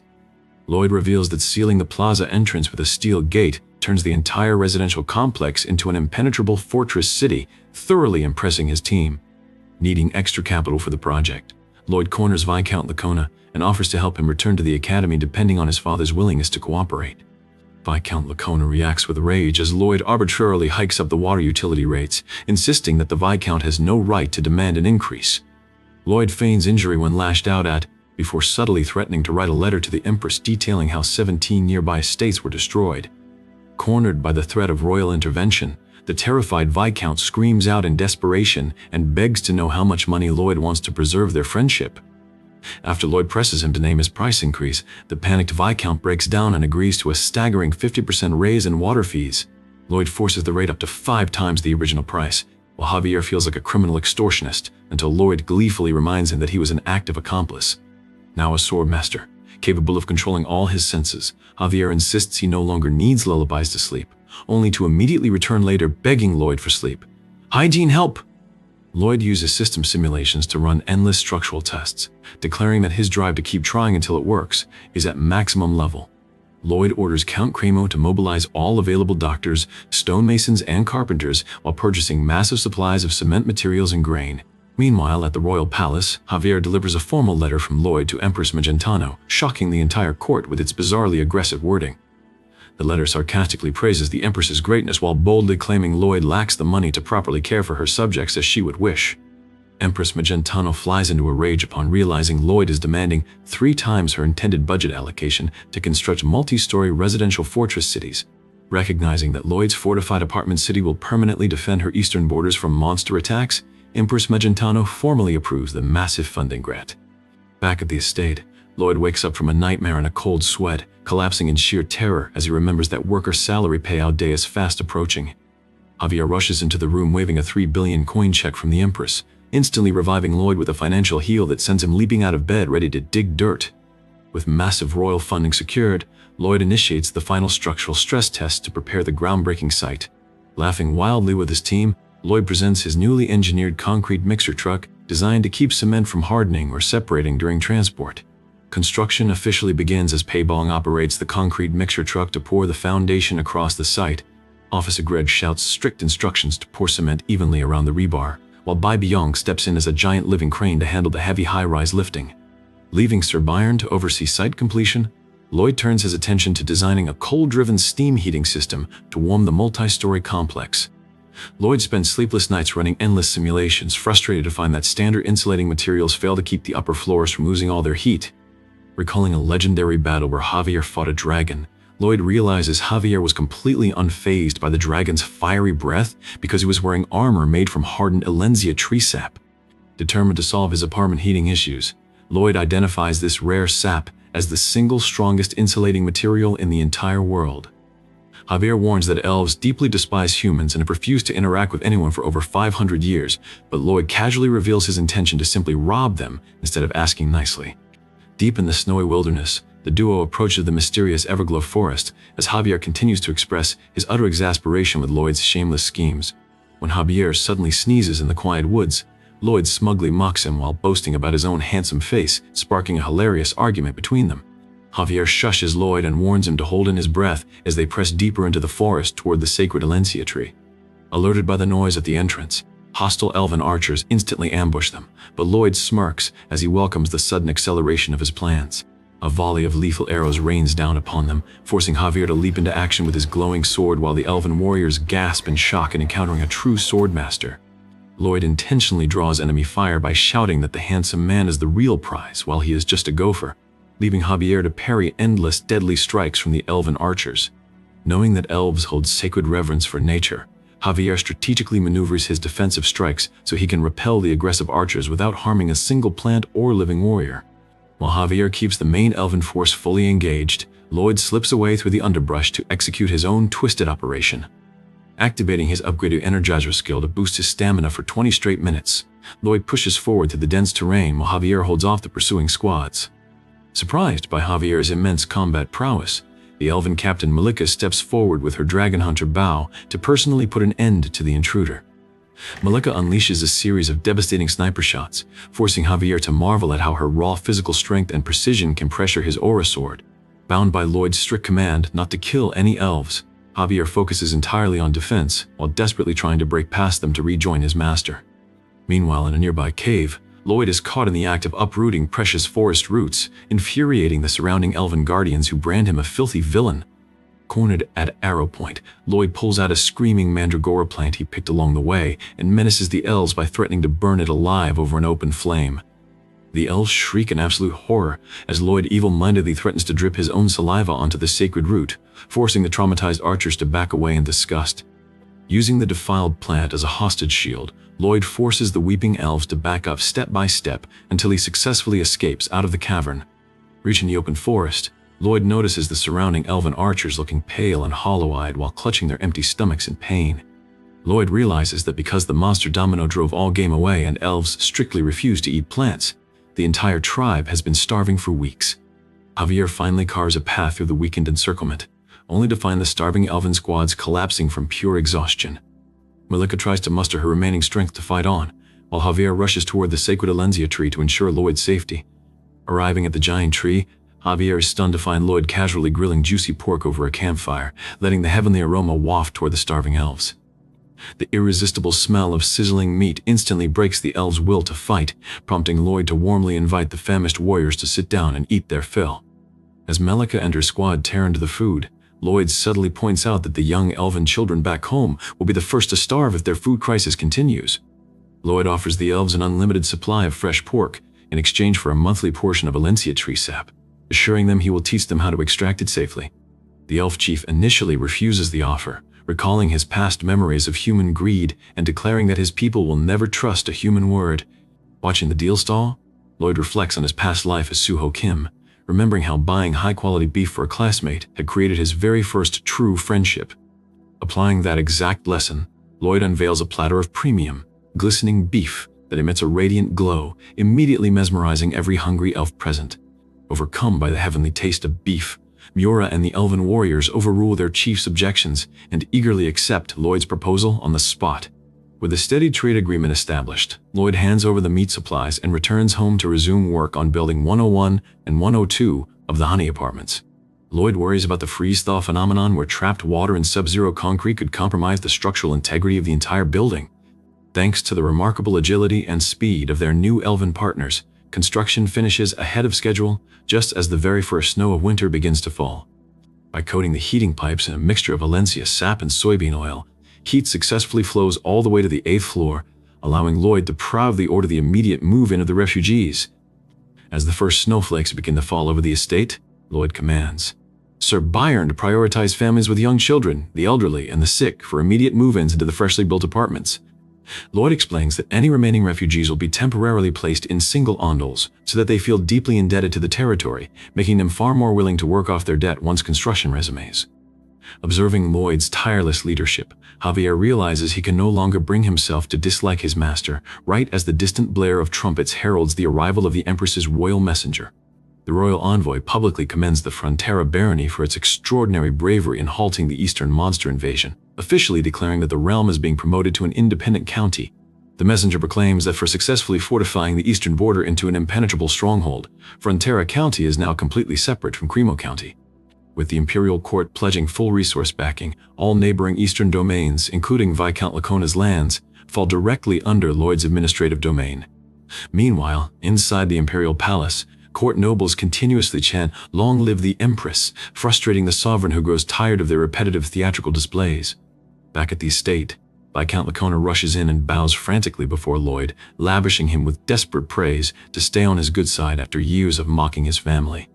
Remorseful for having ridiculed Lloyd's poverty at past banquets, Lacona eagerly agrees to hand over as many trained engineers and construction workers as Lloyd demands to support his massive city project.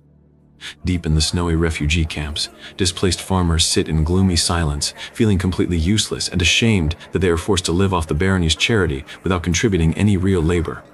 Lloyd suddenly marches into the camp with a stack of formal employment contracts, boisterously announcing that it is time for everyone to start paying back their debts through honest work. When a refugee asks if signing means securing an actual job, Lloyd assures him that they will earn fair wages and overtime pay, though they will now have to buy their own food and firewood like true capitalists. Grateful for the chance to earn his keep, the farmer signs, prompting Lloyd to unveil his ambitious scheme to slice into the eastern mountains to construct massive terraced farmlands. Facing a sudden labor shortage after Bangle collapses from overwork, Lloyd accesses the system interface to gamble his accumulated RP on the summoned creature Gotcha. Lloyd watches in horror as his first pull results in a complete dud, while the system coldly taunts him for expecting life to be easy. Refusing to back down, Lloyd gambles his remaining RP 2 more times, only to hit 3 consecutive duds that trigger a hidden system bankruptcy clause. As compensation for his massive loss, the system unlocks a hidden skill list, allowing Lloyd to select a parabil creature named Goming that possesses the ability to spit super tensile spiderwebs. Analyzing the spiderweb's immense tensile strength and resistance to humidity, Lloyd realizes it is the ultimate material for civil engineering. Spending 800 RP to summon Goming into the real world, Lloyd takes to the skies on Goming's back to survey the territory, proudly realizing that making a grand public spectacle will boost resident loyalty and dramatically increase future tax revenues. Goming begins releasing thick web strands from its backpack, but the lazy bird suddenly flops onto the grass, stubbornly refusing to do any more physical labor. When Lloyd tries to coax Goming into working, the lazy bird complains about being born for labor, only for Peepo Dong to step up and deliver a passionate lecture on societal infrastructure and civic duty. Goming ignores the advice and lazily lies back down, infuriating Lloyd to the point where he threatens to roast the useless bird over an open fire. Podong takes matters into his own hands by brutally roughing up Goming, delivering a series of swift slaps until the thoroughly battered bird tearfully begs for work. With Goming fully disciplined, Lloyd initiates step 1 of construction, directing workers to excavate mountain slopes, filter the soil, and lay down Goming's spiderwebs in a dense mesh pattern. Under Peepadong's strict supervision, the construction crews pour heavy boulders and gravel into sturdy gabion cages, locking the terraced hillsides firmly in place before spring arrives. Upon completing the massive terraced farmlands, the system rewards Lloyd with 800 bonus RP and a prestigious title that boosts the region's harvest yield by 300%. Later that evening, Javier sits down for a quiet game of chess with Lloyd, noting that it is the first time his master has relaxed like this since his personality drastically changed. Recalling a crucial lesson from his past life as Suho Kim, to always question if things are truly going well, Lloyd uses his CP to activate the ending spoiler system skill. The system window flashes open, plunging Lloyd's consciousness into a terrifying vision of the near future, where his body lies broken and convulsing on his bed. Horrified by his own gaunt appearance in the vision, Lloyd watches as his future self gasps for air while Javier stands over him in deep mourning. In the vision, Javier vows to tell the world that Lloyd was a true hero who saved his second home, while Lloyd's divine beasts weep hysterically around his lifeless body. Noticing his future self severely dehydrated, emaciated state, and the piles of burning corpses outside in the spring snow, Lloyd realizes that a massive tragedy is about to strike his territory. Watching Javier burn his corpse to ashes in the vision, Lloyd connects the widespread deaths and burning protocol to a devastating, highly contagious epidemic. Before the vision ends, his dying future self utters the cryptic final words, "Remember empty," leaving Lloyd frantically trying to decipher the message back in the real world. Lloyd realizes his dying self used the ending spoiler knowledge to leave a specific clue, suddenly realizing that empty translates to bin in Korean, which directly refers to the city of Vienna. Recalling how 19th century Vienna combated massive urban health crises during the Industrial Revolution, Lloyd realizes the incoming deadly epidemic is cholera. Knowing that clean water management is humanity's ultimate defense against waterborne diseases, Lloyd immediately prepares to design an underground sewage system across the entire county before spring arrives. Historical context reveals that raw human waste dumped directly into the Danube River usually flows downstream and decomposes naturally through microorganisms. However, when a sudden Arctic freeze strikes, the stagnant waste freezes, rots, and seeps into the underground water supply to trigger a catastrophic cholera outbreak. Frustrated by another massive civil project falling onto his shoulders, Lloyd vows that not even an epidemic or a demon will stop him from securing a life of peaceful luxury. Collapsing onto his bed in a dramatic fit, Lloyd laments that the crippling weight of his financial debts is devouring him whole. Out on the construction site, a green-skinned orc warrior angrily confronts Officer Greg for allegedly betraying his beloved Emily. Officer Greg stands his ground as the enraged orc lunges at him, absorbing a heavy punch to the face without suffering a single scratch. Greg explains that the estate soldiers have learned to control mana after months of grueling labor, effortlessly dodging the orc's slow attacks. Lloyd suddenly interrupts the fight to scold Greg for slacking off during official work hours instead of earning his daily wage. The system notifies Lloyd that his long list of achievements, from defeating traitors to housing hundreds of refugees, is creating a massive compound effect across the territory. Overwhelmed with gratitude for Lloyd's life-saving leadership, the local citizens and refugees gather to announce that they want to repay him. The crowd erupts into unanimous cheers, shouting that they are willing to work completely for free without receiving a single coin in salary. Lloyd sternly rejects the concept of volunteer labor, declaring that no one on his estate works for free before whipping out official employment contracts. Meanwhile, in the distant east, scouts deliver a terrifying report to Great Sultan Samarkand about the unnatural anomalies residing in Frontera County. The scouts report that the estate raises colossal beasts that swallow seas, while ordinary construction clerks move faster than the wind and defeat orcs with their bare hands. Noticing that even the elite white cavalry wields shovels instead of spears alongside elves and orcs, the Sultan quakes in terror at how powerful the estate's true military force must be. Elsewhere, Diego Lacona brutally beats two men during an intense bare-knuckle brawl to motivate them to work harder for their starving families. Appearing out of nowhere, Lloyd praises the violence and eagerly asks to join the fight, brushing off Diego's protests. Lloyd sends Javier forward to spar with Diego, who panics and begs for mercy at the prospect of facing a genuine swordmaster. Diego challenges Lloyd instead, only to get instantly slammed into the dirt and left sprawling in the grass. Handing Diego an official document requesting his return to the academy, Lloyd instructs him to report directly to Sir Byron at Frontera Estate. Back at the Lacona mansion, the old Viscount wakes up in a cold sweat after dreaming of Lloyd, only to find Lloyd standing directly in his room. Leading the Viscount onto the balcony, Lloyd points at the horizon and casually announces his plan to flatten the noble's land to build a massive granite quarry for underground sewage routes. Lloyd draws his weapon and blasts a straight highway through the terrain, leaving the Viscount staring at the destroyed landscape in utter disbelief. Faced with the challenge of clearing massive amounts of sewage sludge from the underground routes, Lloyd covers his face while searching for a heat-resistant slave to handle the dirty work. Realizing he knows a creature with endless fire, Lloyd visits the Master Dwarf to request a suit of armor crafted from Alencia tree sap to hunt down a live dragon. In the deep eastern mountain ranges, the red dragon Solitas sulks atop a massive hoard of glowing gemstones. Solitas sighs in deep loneliness, complaining that his clumsy hands keep crushing delicate gems, preventing him from crafting the jewels needed to attract a female dragon. Recalling the strict dragon commandments decreed by the Dragon King that ban plundering, Solitas rages against the rules that prevent him from stealing jewels from humans. Lloyd and Javier suddenly intrude upon the lair, temporarily disabling the dragon's traps and prompting an enraged Solitas to lunge forward with murder in his eyes. Lloyd nonchalantly steps back and orders Javier to fight and defeat the dragon single-handedly. Solitas unleashes a torrent of scorching dragon breath, but Javier emerges completely unscathed thanks to his Alencia-infused armor, forcing the dragon to attack with raw physical strength. Javier dodges the massive claws with lightning speed, slicing into the dragon's hide while Solitas screams out in pure fury.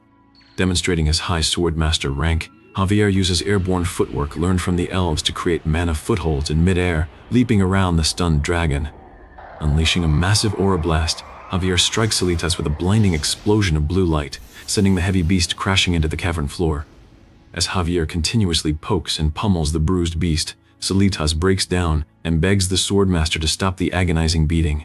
Solitas attempts to escape using smoke breath and short-range teleportation, only to trigger a detection trap Lloyd set up in advance. Lloyd steps forward to introduce himself, claiming that Javier only counterattacked in self-defense after the dragon tried to kill them first. Knowing that hot-tempered dragons only submit to superior strength, Lloyd berates Javier for swinging his sword at such a magnanimous dragon, completely thoroughly humbling Solitas. Sitting down with the bruised dragon, Lloyd directly targets his insecurities by asking if he desperately wants to get married but cannot refine jewels. Lloyd presents a formal contract, promising to arrange a marriage once Solitas signs on the dotted line. As Solitas signs, Lloyd smirks in victory, knowing that breaking a contract with a human invokes the Dragon King's wrath, permanently binding his new dragon incinerator. Returning to the estate, Lloyd presents Solitas to the workers, and reveals that his primary contractual duty is to incinerate all sludge in the sewage facilities daily. When Solitas complains about a mighty dragon cleaning human feces, Lloyd coldly reminds him that breaking the contract means giving up his dream of marriage forever. Swallowing his immense dragon pride, Solitas bows deeply to the Master Dwarf as his new teacher, resolving to burn sewage every single day to secure a future wife. The Master Dwarf immediately orders Solitas to fetch crafting materials, forcing the bewildered dragon into an apprenticeship where everyone benefits. Lloyd reflects on how his intervention saved Solitas from his tragic original fate, where he lost his horns fighting Javier and died all alone in an undiscovered den. Without Lloyd's actions, Count Frontera and his wife would have perished as well, highlighting the countless lives saved across the realm. Demanding more money and power, Lloyd opens his system menu to upgrade his design skill in preparation for the massive sewage construction project. Lloyd invests 1200 RP to upgrade intermediate design to advanced rank, earning every single point spent as he unlocks new system features.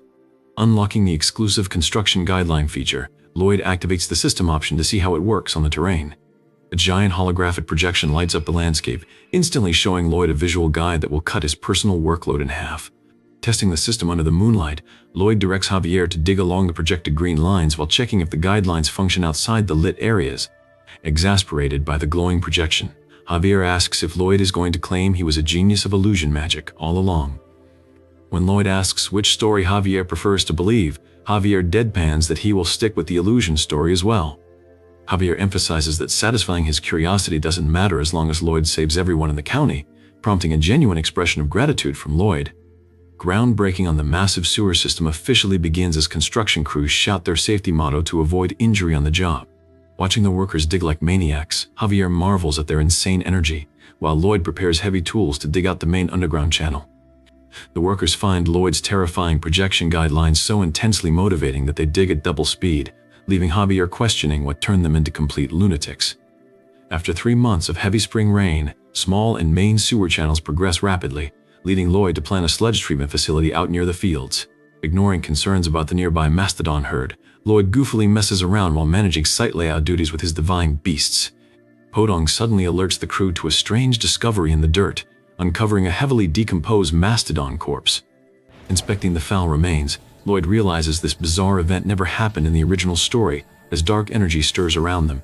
Recognizing black magic from a critical battle in the novel, Lloyd screams for everyone to run right as a deadly corpse explosion spell detonates. A massive blast of dark pink energy tears through the field, forcing Lloyd to use the impact of the explosion to try to neutralize the incoming blast.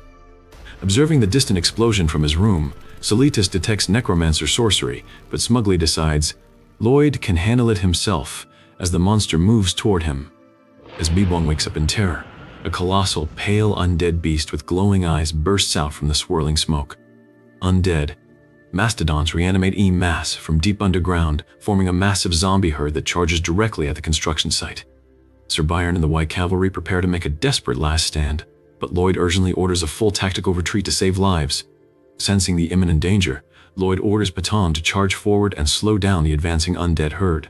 Peepadong unleashes a powerful combat technique to knock back the zombie beasts, leaving Javier thoroughly shocked by the divine beast's combat skills. Desperate to save his workers, Lloyd grabs a baby mastodon and threatens to turn it into meat, drawing the entire undead herd's attention onto himself. Goading the angry undead creatures, Lloyd successfully pulls the whole herd away from the construction site and leads them into a narrow canyon.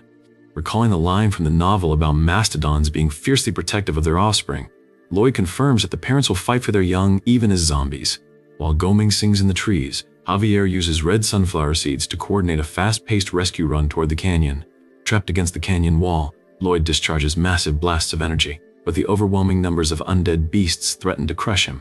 Fighting off panic, Lloyd urges himself to move, hugging the baby mastodon tightly to the canyon wall as he prepares his final breakthrough. As the zombie swarm closes in, Lloyd activates his supercharge skill, triggering a massive surge of glowing energy across the battlefield. Aiming his skill directly at the valley, Lloyd begins forcibly absorbing the dark mana directly from the undead mastodons. Remembering how supercharge leveled up his mana heart in the past, Lloyd gleefully treats the horde of zombie beasts as a massive lunchbox of mana. Focusing the absorption stream entirely on the undead forces, Lloyd laughs maniacally as raw energy pours directly into his body. Ignoring system warnings that his body can't handle the strain, Lloyd forcibly expands his mana heart, absorbing massive amounts of skill experience. Though the rotten undead mana damages his internal organs, Lloyd forces the energy to circulate, healing his mono heart and triggering a dramatic skill rank up. Achieving intermediate sword expert rank with a 600% physical boost, Lloyd unlocks a brand new option within his mana heart skill. Activating Undead Domination. Lloyd commands the entire zombie herd to kneel, instantly bringing all 308 undead mastodons to their knees. With the entire undead force now bound to follow his every order, a victorious Lloyd picks up his shovel and prepares to lead his new workforce home. The system confirms that undead domination completely controls any lesser undead, though the skill strictly functions only when facing zombie units. With 40 minutes of complete domination remaining, Lloyd commands his newly acquired undead labor force, ready to put them to work on the county's massive sewer project. Surrounded by dark energy, Lloyd continues pushing forward with intense effort as the system timer ticks down towards 0. Battling against the clock, Lloyd keeps driving the undead herd across the canyon terrain as the domination duration expires. Javier suddenly swoops in on Goming's back, calling out to Lloyd as they arrive on the battlefield to assist. Reunited on the field, Lloyd thanks Javier for saving him, but Javier angrily demands to know if Lloyd is seriously smiling right now. Javier scolds Lloyd for acting as bait and putting himself in extreme danger, demanding that he become self-aware of his importance to the county. Javier begs Lloyd to take better care of himself, but Lloyd retorts that no one would be safe from the crazy undead herd if he had lured them into the canyon. Lloyd proudly declares that he is the most important person because the county and its people belong to him, promising to make sure he gets paid well for the risk he takes. Javier relents and promises to stay by Lloyd's side, causing his gaiety and positive feelings toward Lloyd to surge dramatically. Receiving bonus system points, Lloyd watches as Javier resolves in his heart to gladly die in his place if Lloyd ever falls into mortal danger. Discussing who summoned the undead mastodons, Lloyd halts all ongoing construction work to search the area for clues. Vowing to make the culprit pay for destroying his assets, Lloyd is interrupted when news arrives that Count Cremo has come from the west. Count Cremo abruptly asks Lloyd to marry his daughter, explaining that he got impatient after seeing Lloyd's growing fame across the realm. Ignoring a mountain of marriage proposals sent by other nobles, Count Cremo insists on holding the ceremony at Frontera, but Lloyd politely bows and declines. When Count Cremo questions if his family isn't good enough, his daughter Christine steps forward in tears, offering to sacrifice herself for the family's status. Javier steps in to state that the feelings of those directly involved matter most when spending a lifetime together with someone. Realizing his mistake, Count Cremo tearfully apologizes to his daughter for prioritizing status, declaring that they will live with love from now on. Relieved by the outcome, Lloyd decides to send formal rejection letters to all political marriage requests to avoid making any woman miserable. Hearing courtiers compare Lloyd's face to a simple potato, King Magenta snorts and orders boiled whole potatoes for dinner while keeping a close eye on the Frontera estate. Faced with provocations from Asfahan over the monster domino incident, the king forms an envoy delegation and smugly decides to mix Lloyd into the group. Examining a dark monster skull found in the north, Lloyd recognizes the dark magic pattern from a tragic storyline involving an empress turned dark. Identifying the dark sorcerer Canavard as the main suspect, Lloyd instructs Sir Byron to speed up construction so he can travel to Namaran for work. Determined to uncover evidence against the dark sorcerer, Lloyd heads north to the sludge disposal plant and orders Padong to open the lid, entrusting the task to Solitas. The dragon unleashes a massive burst of fiery breath to completely annihilate the accumulated human waste. When the system awards Solitas the title of the legendary shit-annihilating dragon, Solitas furiously curses Lloyd for having zero sense in naming things. Brushing off the dragon's anger as a science major quirk, Lloyd celebrates building the continent's first collective waste system before planning his trip to Namaran. Handling persistent nobles who sent their daughters in person, Lloyd receives a new system title and jokingly laments that he is only loved by old men. As the first visiting lady proposes to Javier by mistake, Lloyd dryly takes his seat and dismisses her on the spot. When the second lady makes the exact same mistake, Lloyd gets bored and promptly bids her farewell as well.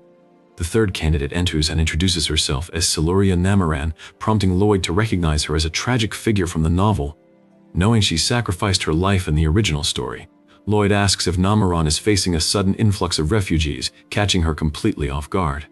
Realizing that Canavar deployed Namaran's barrier to drain the lives of gathered refugees, Lloyd realizes a Hell Knight will soon be summoned.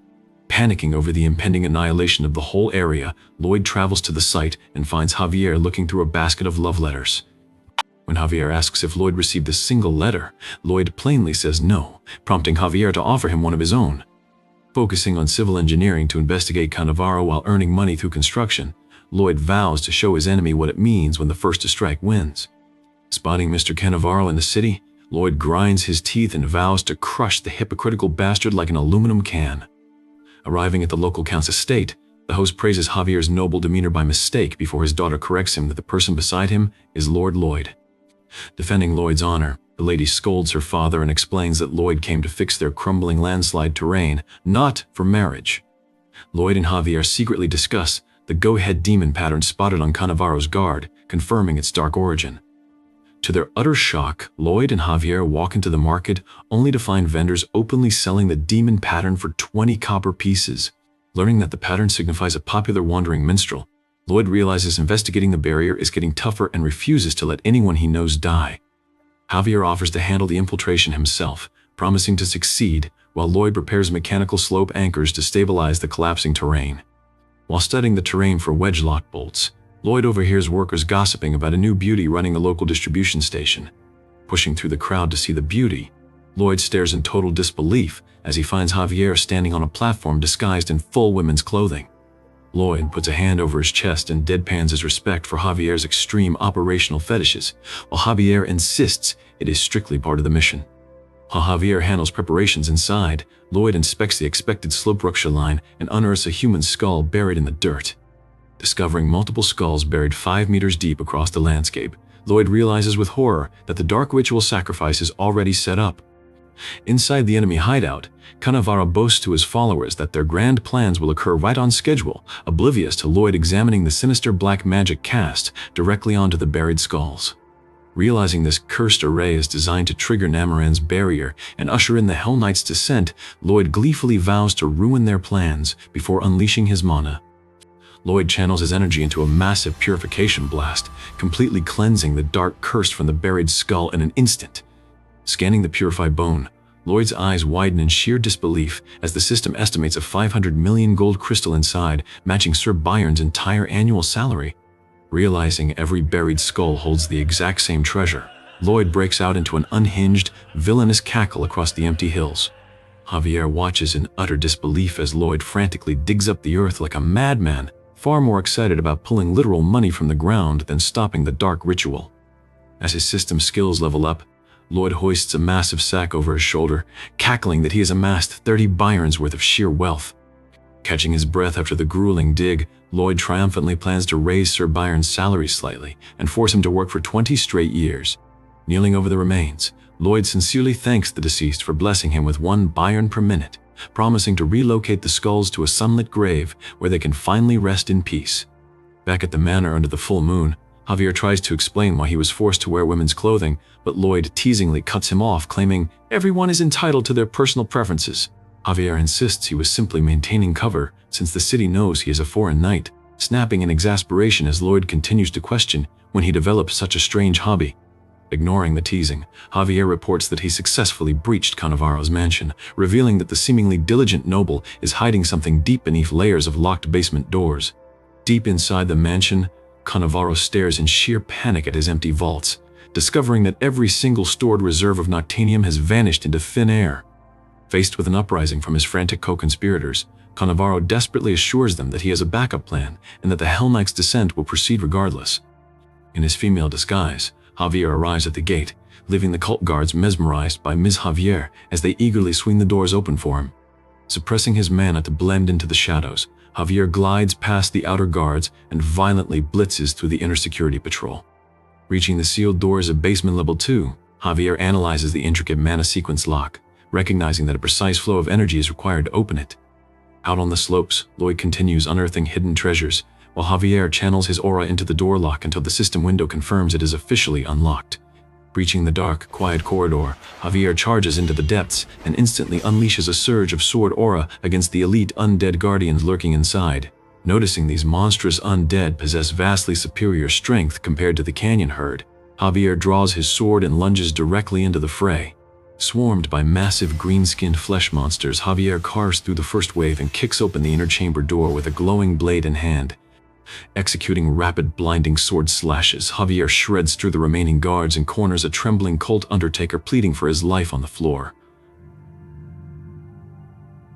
Javier demands to know where the corpses originate, and the terrified undertaker admits that Cannavaro's trading post deliberately slaughters sick refugees to harvest their bodies, connecting the undertaker's confession to the jewel-filled skulls.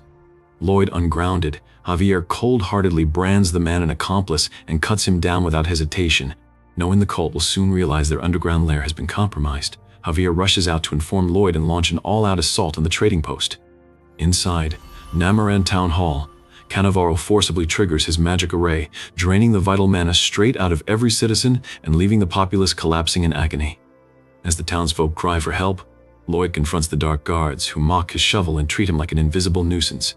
Lloyd strikes with his shovel, but the cult guard smugly boasts that Cannavaro's protection of steel spell renders his body completely immune to physical attacks. Realizing his physical attacks are useless against the barrier, Lloyd steps back and prepares to manipulate the surrounding mana flow. Over at Namaran Town Hall, Cannavaro steps over the fallen bodies of helpless citizens who beg him for mercy as he marches toward the central altar. Standing before a massive winged statue of a fallen angel, Cannavaro prepares to open the portal and summon the Hell Knight into the mortal realm. Rushing into the hall, Siluria Namaran confronts Cannavaro, demanding to know what atrocious scheme he is attempting to pull. Unleashing Imperial-level fire magic, Siluria ignites the entire chamber with the punishment of the fire god, leaving the cult sorcerers gasping in utter shock at her raw power. Demanding answers, Siluria advances, but Cannavaro ignores her and force activates the summoning ritual, chanting for the Hell Knight to descend. The stone floor violently fractures as a vortex of pink energy erupts, shattering the structure as the summoning ritual commences. As the dust clears, Siluria casts the Earth God's shield to protect the survivors, while Cannavaro declares that everyone will perish at the hands of their new master. Panicking as the portal destabilizes, Cannavaro realizes in horror that because Lloyd purified the buried skulls and destroyed the barrier, the ritual lacks the required mana to summon the Hell Knight's warhorse. Deprived of his steed, the towering armored Hell Knight emerges on foot, instantly turning his catastrophic rage onto Javier and Siluria as they combine wind and sword strikes to hold the line. As the chaotic clash intensifies, dark cultists collapse in exhaustion while their unstable summoning circle falters. Javier kneels to thank Siluria for her crucial support in the fight, but an ominous dark voice echoes that they have no idea what a true existence from hell really means.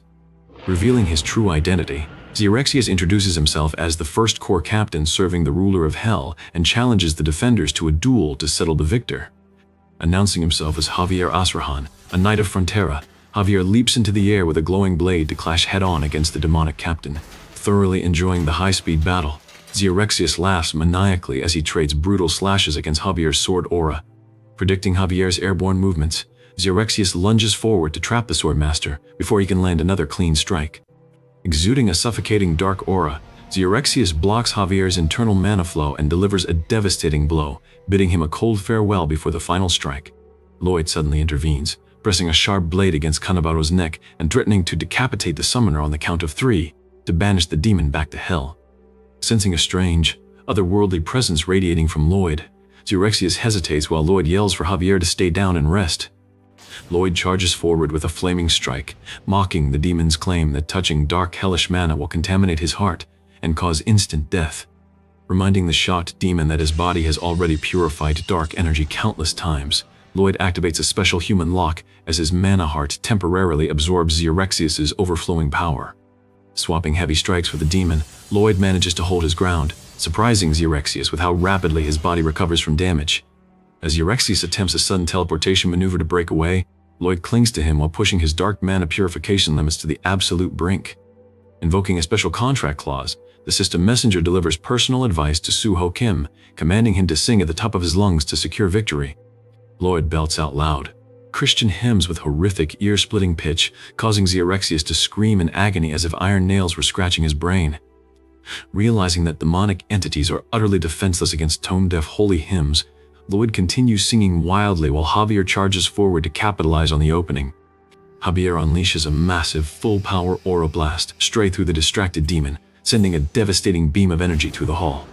Catching his breath among the smoke, Javier warns that the battle isn't over yet, but Lloyd smugly wagers that the demon is already completely dead.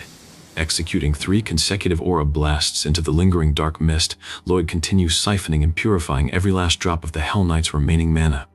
Despite coughing from the sheer volume of dark energy, Lloyd pushes through the strain until the blessing of life ignites across the room. With a final burst of light, the system confirms the exorcism is complete, sending Lloyd lunging forward in a dramatic victory pose. Javier calmly reassures the startled Siluria that Lloyd's dramatic pose is just his usual victory ceremony, as system windows announce that the King of Hell is amazed by Xerexius' defeat, while royal knights arrest Cannavaro. Waking up after days of recovery, Lloyd learns that absorbing Xerexius' power permanently upgraded undead domination into an independent skill, along with earning the ridiculous new title, Demon-Possessed Atrocious Singer. Hearing a sudden knock on his door, Lloyd opens it to find a massive crowd of glowing skeletal ghosts who explain they are the souls freed when Lloyd purified their buried skulls. Seeking to avoid wandering aimlessly until they get exorcised, the grateful spirits bow deeply and beg Lloyd to take them in so they can repay his kindness. Discovering that the undead spirits don't eat food and only require small 10 cubic meter coffins to rest, Lloyd instantly welcomes them into the Frontera workforce. Cackling maniacally as he raises his hands in triumph, Lloyd celebrates acquiring the ultimate dream of every estate developer, an endless, zero-cost undead labor force. Thank you for watching Buff Goblin. Want more Superfly recaps and audiobooks? Check out the description for more.